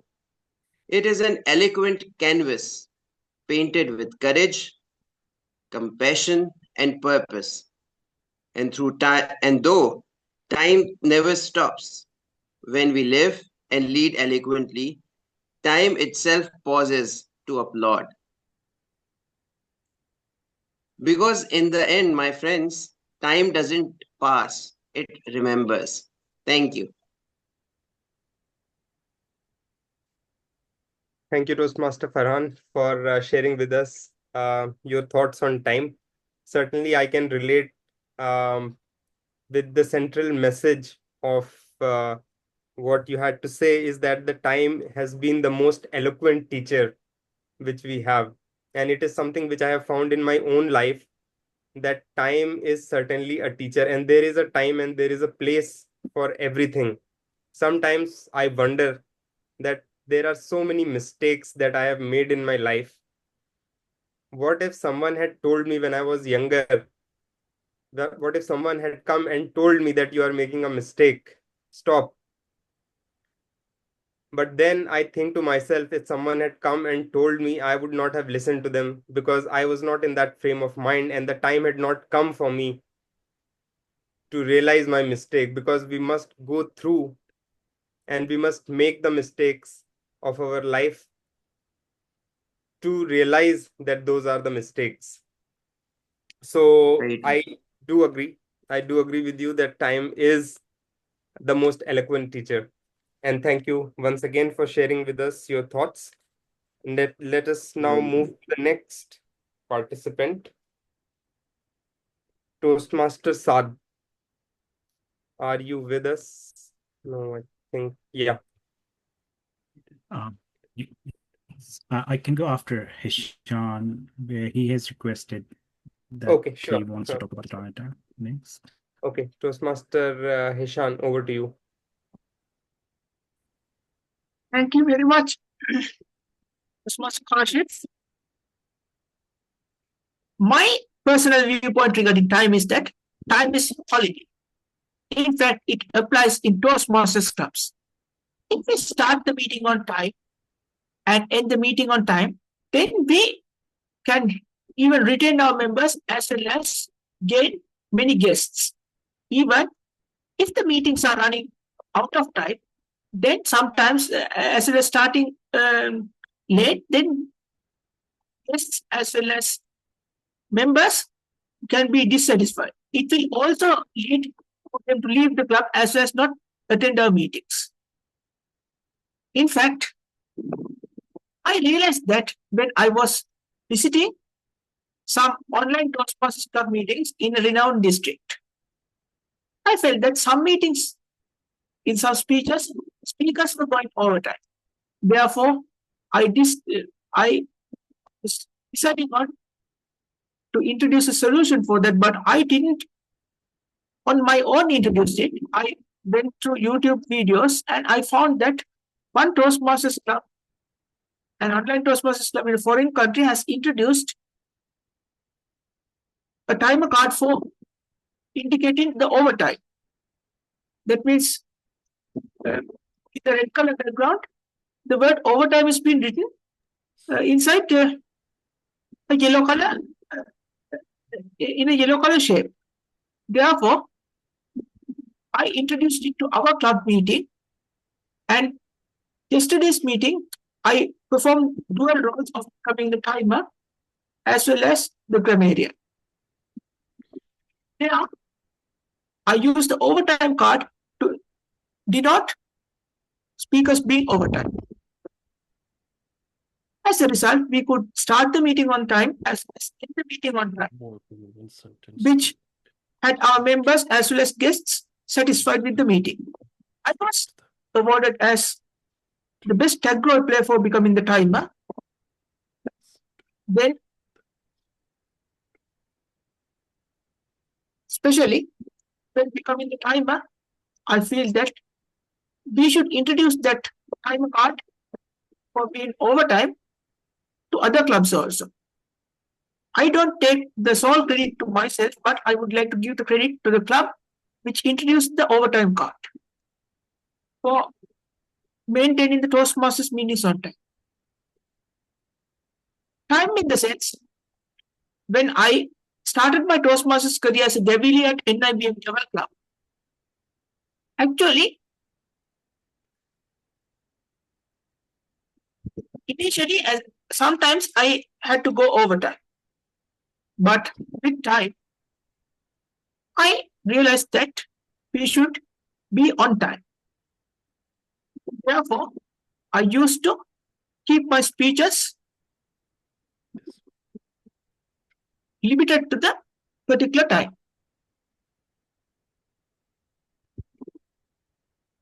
That's the experience which I gained not only in physical clubs, but also online clubs.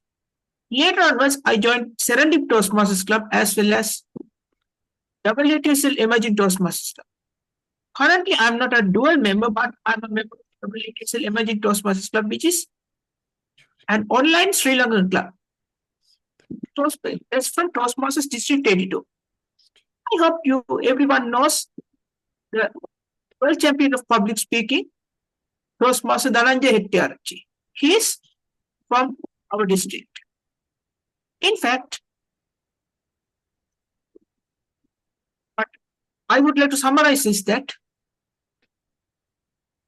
not only in Toastmasters meetings, but in other meetings also, we should start the meeting on time as well as end the meeting on time. Then we can satisfy not only the members, but also our guests and feel them not to be frustrated. Therefore, what I believe is that time is quality. Time is quality. Toastmaster Kashif, the virtual stage is yours. Thank you, Toastmaster Hisham, for sharing your thoughts on what time means for you. And I think we can all agree that time does indeed mean quality. And you shared your thoughts on the Toastmaster meeting, how we can conduct the meetings in a timely manner. And that would be helpful for the club. So thank you very much for sharing your thoughts.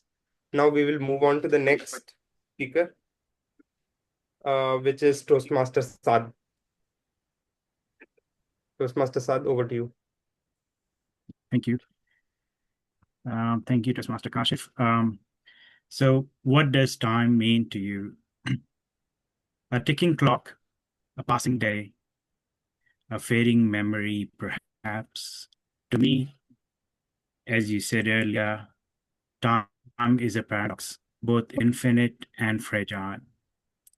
It gives life meaning, yet quietly takes that life away. And as I reflect upon it, I realize time itself speaks the most eloquent truth. Nothing in this world lasts forever. Now, going through the different aspects, the tyrant of all things, time is the ultimate ruler.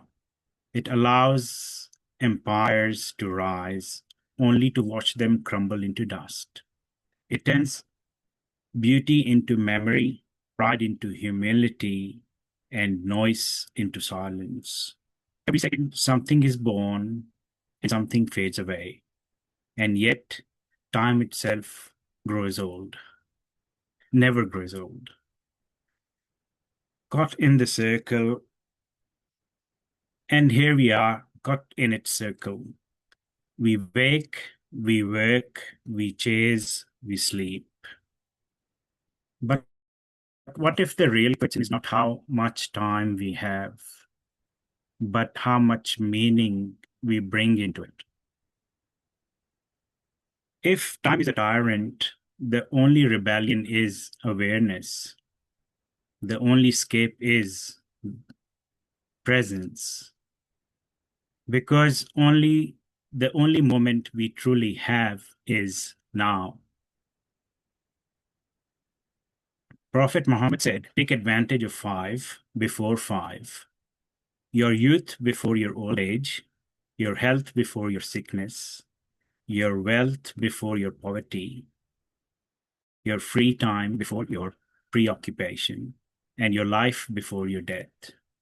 He was teaching us that the worth of our time is not in its length, but in its purpose. A day spent in kindness is worth more than a lifetime spent. When we use our time in remembrance, gratitude, and service, time no longer imprisons us. It becomes a bridge to eternity. And in that awareness, every second becomes an eloquent expression of faith. And sometimes, just sometimes, we experience something beyond time. It may happen in prayer, in love, or in silence, when the heart feels close to its creator. In those moments, the ticking stops.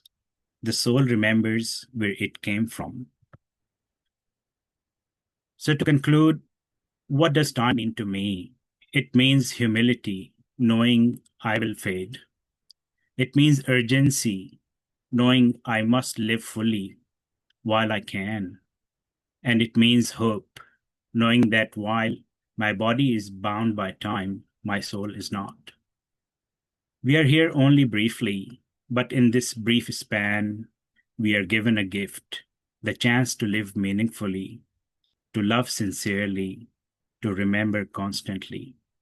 Because while time may be a tyrant to everything created, for those who remember the Creator, time becomes a path to eternity. Thank you.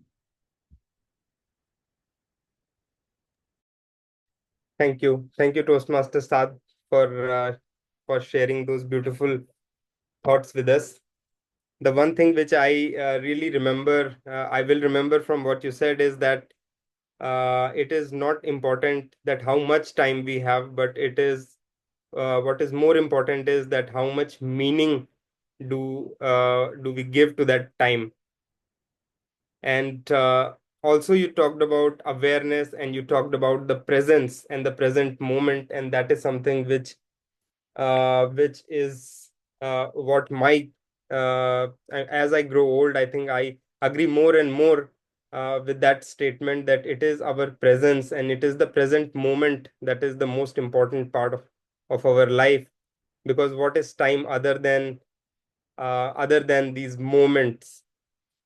Our life is composed of these tiny moments, and if we can bring our attention to that particular moment, that is where life is. It's not there in the past, it's not there in the present. So we bring our awareness, which is very important.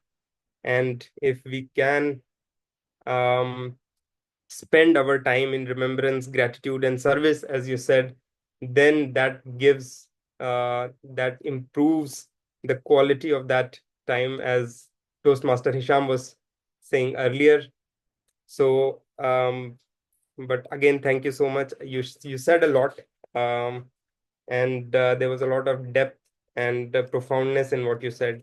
So thank you for that. Now we'll move on to the last speaker of today, Toastmaster Najam.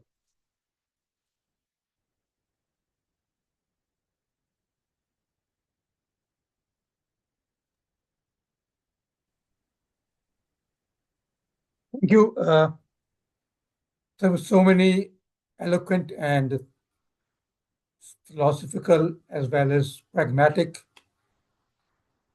thoughts shared by the previous speakers on time. I'll just speak about one aspect of time, which is its perishability. Now, as I speak,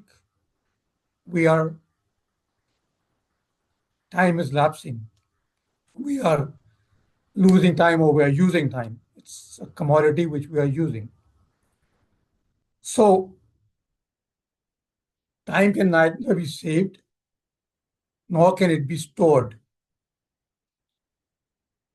And the worst aspect that we can do with time is that we can make it our enemy rather than our friend. So the time is your friend when you use it meaningfully. And the more meaningfully you use it, the more value and the greater time that you will feel that you have. Another aspect of time is that as we grow older, we all will feel that time is moving faster. A year is shorter. A working day is, compressed. So why is that? It's something that probably we all probably thought about always as we pass through our lives. But something that I read recently is that as we grow older, as children, we are constantly gaining new experiences, we are learning new things, and that makes time seem to flow slower. But as we get older, we get into routines and we stop learning, we stop gaining new experiences. We feel that time is moving much faster. So the lesson that we can draw from this is that it is important to use time meaningfully, because not only will you feel that you are time is just spending time, more time, you'll also feel you'll gain something from your time. And so, in conclusion, I would just say that make time your friend, not your enemy. Over to you, Toastmaster Kashif. Thank you, Toastmaster Najam. I will certainly remember what you said regarding making time your friend or your enemy. And it is something which recently I heard somewhere, but that thought certainly resonates with me, that if we use the time if we use the given time that we have for noble purpose, for the good, then that we are making time our friend. And if the same time is used in other pursuits, then time can it can seem like an enemy, and it is very important to make time your friend. So thank you again for sharing your thoughts.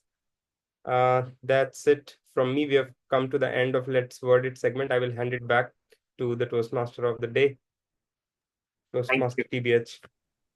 Thank you. Thank you so much. So while we had, I think, a very rich Let's Word It recital today, and there were more speakers than we budgeted, and that's why we're going overtime. But I think every additional word, every additional thought was more than worth it. So please vote for your favorite wordsmith.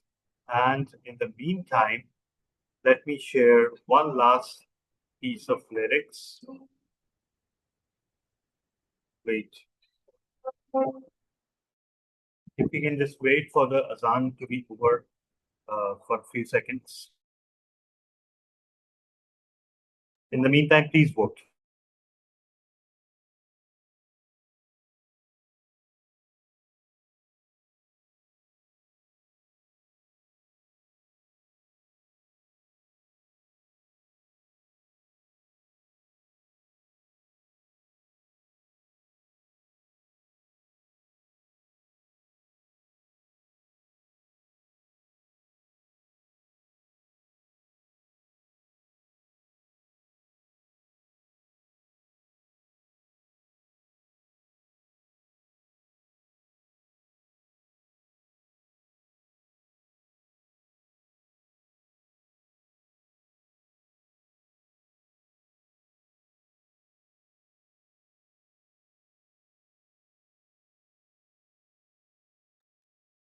All right. Thank you so much.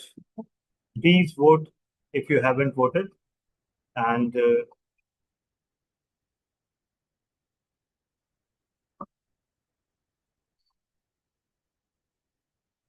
I walk a lonely road, the only one that I have ever known. Don't know where it goes, but it's home to me, and I walk alone. I walk this empty street on the boulevard of broken dreams, where the city sleeps, and I'm the only one, and I walk alone. My shadow's the only one that walks beside me. My shallow heart's the only thing that's beating. Sometimes I wish someone out there will find me. Till then, I walk alone. So any Green Day fan would recognize this as Boulevard of Broken Dreams. I think their biggest hit. And it was a hit not just due to the music, but due to the lyrics, uh, describing a misfit, a person who does not quite fit in. And now moving on to the next segment, uh, which is journal evaluation. We don't have a journal evaluator today, but what we'll do instead is that I just ask for the evaluators, and then we'll seek comments on the meeting by two of our guests.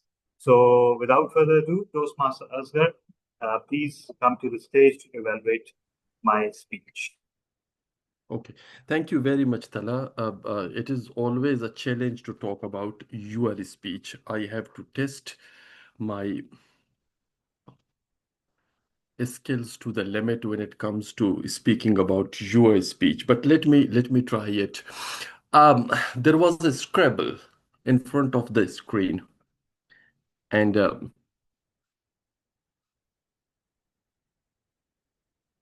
way you introduced the board and talked about your childhood, the game that you played with your sister, then adulthood, how this innocent game became a battlefield in your family with the passage of time, and then you talk about your latest participant, Stephen Eric.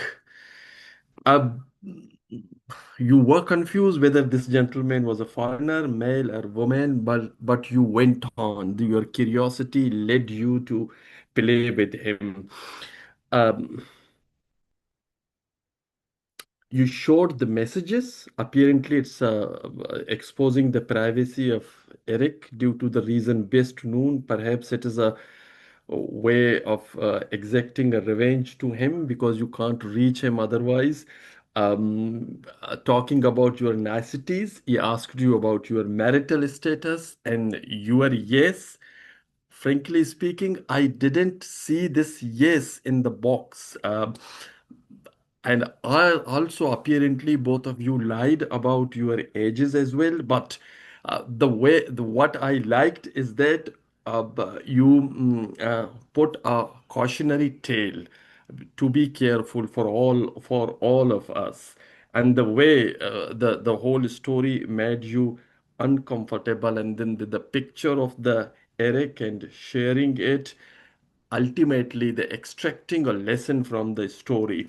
Loneliness finds some people uh, in a very wrong type of love. But what I like is the storytelling manner, the way you pick the story from day to day life, not Greek mythology, but a day to day life, and the description of the related experience that we all share, playing with sister and fighting during the match, making the home your battleground. I can recall the fighting with my sister. Believe me, we had 17 cushion seats in our homes, but we wanted to sit in a same particular seat due to the reason best known to us. And secondly, you are portrayed, the way you portrayed the landscape in our mind with your vivid description. I mean, the fiber of soul, the gravest error, utter suspension, cruelest way, and then I lost the count. The next is the extracting of the lesson, the way you extract your lesson from the whole story. I think one thing which I have noticed is that the lesson part needed to be elaborated more than one sentences, encapsulating the whole lesson of the story. I believe it was something to do with your timing, perhaps, but the time is mostly to do with our planning in the speech context. So ultimately, responsibility lies with you, not with the time. So the storytelling manner, the day-to-day experience with the cautionary tale is a good. A little bit planning while drafting a speech is something I invite you to think about. Over to you, journal evaluator or the Toastmaster of the day. The trouble with Toastmaster Asghar is that he never misses anything and he leaves nothing to chance, and he isn't willing to give the benefit of the doubt. So yes, well caught, Toastmaster Asghar. Had I planned the speech better, I would have had a more substantial conclusion. I wouldn't have been surprised by the ticking clock. So thank you so much for that. And that teaches everyone, including myself, that it's not enough to write a speech. It is also more than necessary to rehearse it again and again with respect to the timing. Thank you so much, sir. And now on to our VP Education, who has been waiting patiently for his role, Toastmaster Abdul Mateen as grammarian. Over to you, Toastmaster. You're muted. Is it okay, audible? Yes. Thank you very much, Toastmaster of the evening. Throughout the meeting, I have observed a mindfulness of this session with the best use of prose, poetry, and general language, especially by you, Talha bin Hamid and Muhammad Asghar, Hisham, and Najam Rizvi as well. The very eloquent speech presentation by Aiza Usmani. The word of the day has been used multiple times. I think it's more than 15 times. Very well done by Talha bin Hamid, Farhan Hassan, Kashif Kidwani, Tehseen Fatma, and Najam Rizvi. There are few areas of improvement where some filler words are used, like so and and. So try to avoid these words. And some of the errors I noticed that the drug addict, it should be drug addicted. Then timeless means. Then the one speaker used speaker which met, speaker who met. Overall, the speeches were expressive, well structured, and I truly enjoyed your creativity and the innovations of the words and the thoughts that you brought on the table. Thank you very much. Thank you so much for that excellent report, Toastmaster from the team. So now I'll take the liberty of floating the poll for the best big role player. And I will ask two people for their feedback about the meeting in lieu of journal evaluation. So the first person would be Toastmaster Saad. If you could share your thoughts about the meeting, that would be wonderful. Mm-hmm. Thank you. I think the meeting went very well, and it was to some extent because I never attended this Toastmaster this club before, so I found it very interesting and engaging, and all the speeches were very engaging, and especially this new challenge that you have to write while meeting is being conducted, and then reading your speech is an excellent idea. And I think overall everything went well. Yes, in terms of time, you did mention that we were a bit behind, but other than that, I don't have much to add in terms of feedback. Thank you. Thank you so much. The second person I would ask for opinion is my mentor and one of the pillars of Karachi Toastmasterism. Sir, your comments about it. Thank you, Toastmaster Talha. I've had a number of mentees, the most outstanding and somebody who really makes me proud would be Toastmaster or DTM Talha. So this was the second time perhaps that I've attended this Wordsmith meeting. I attended it once before, but that was quite a long time back. And I can distinctly say that this was a much improved meeting today, a very profound uh, group of speakers that we were, I think, lucky to have here today. I think we could all learn something from the other speakers. The quality of the written speeches was outstanding. I mean, it seemed that, it's hard to believe that these were done during this 2 hour session or 2.5 hour session. It seemed like, sometimes that people could not come up with something as good as this, even if they were given a week to prepare. So really, truly amazing. And I enjoyed the time here that I spent. Inshallah, I'll be looking forward to joining again. Perhaps, I think we're all conscious of that, is reducing the overall time of the meeting. That's my take on it. Over to you, Toastmasters of the day. Thank you. Thank you so much, Toastmaster Najam. And yes, of course, we are way over time here. Usually when we have, usually we don't feature table topics in every meeting. And we also had a longer than usual keynote. So that's why today time was extended. Usually the meeting is over within 2 hours. And I think I need to be thankful to all the role players, especially our keynote speaker, Toastmaster Aiza. It was very visible how you had worked hard on each and every word and each and every minute of your keynote, and the heart and soul that you put into it. And of course, then our extempore writers. This is something that we always manage to surprise ourselves with, the kind of material that we come up during this session, which is not a prepared speech, not a table topic, but something in between. It is downright magical. And I'm still searching for the precise reason.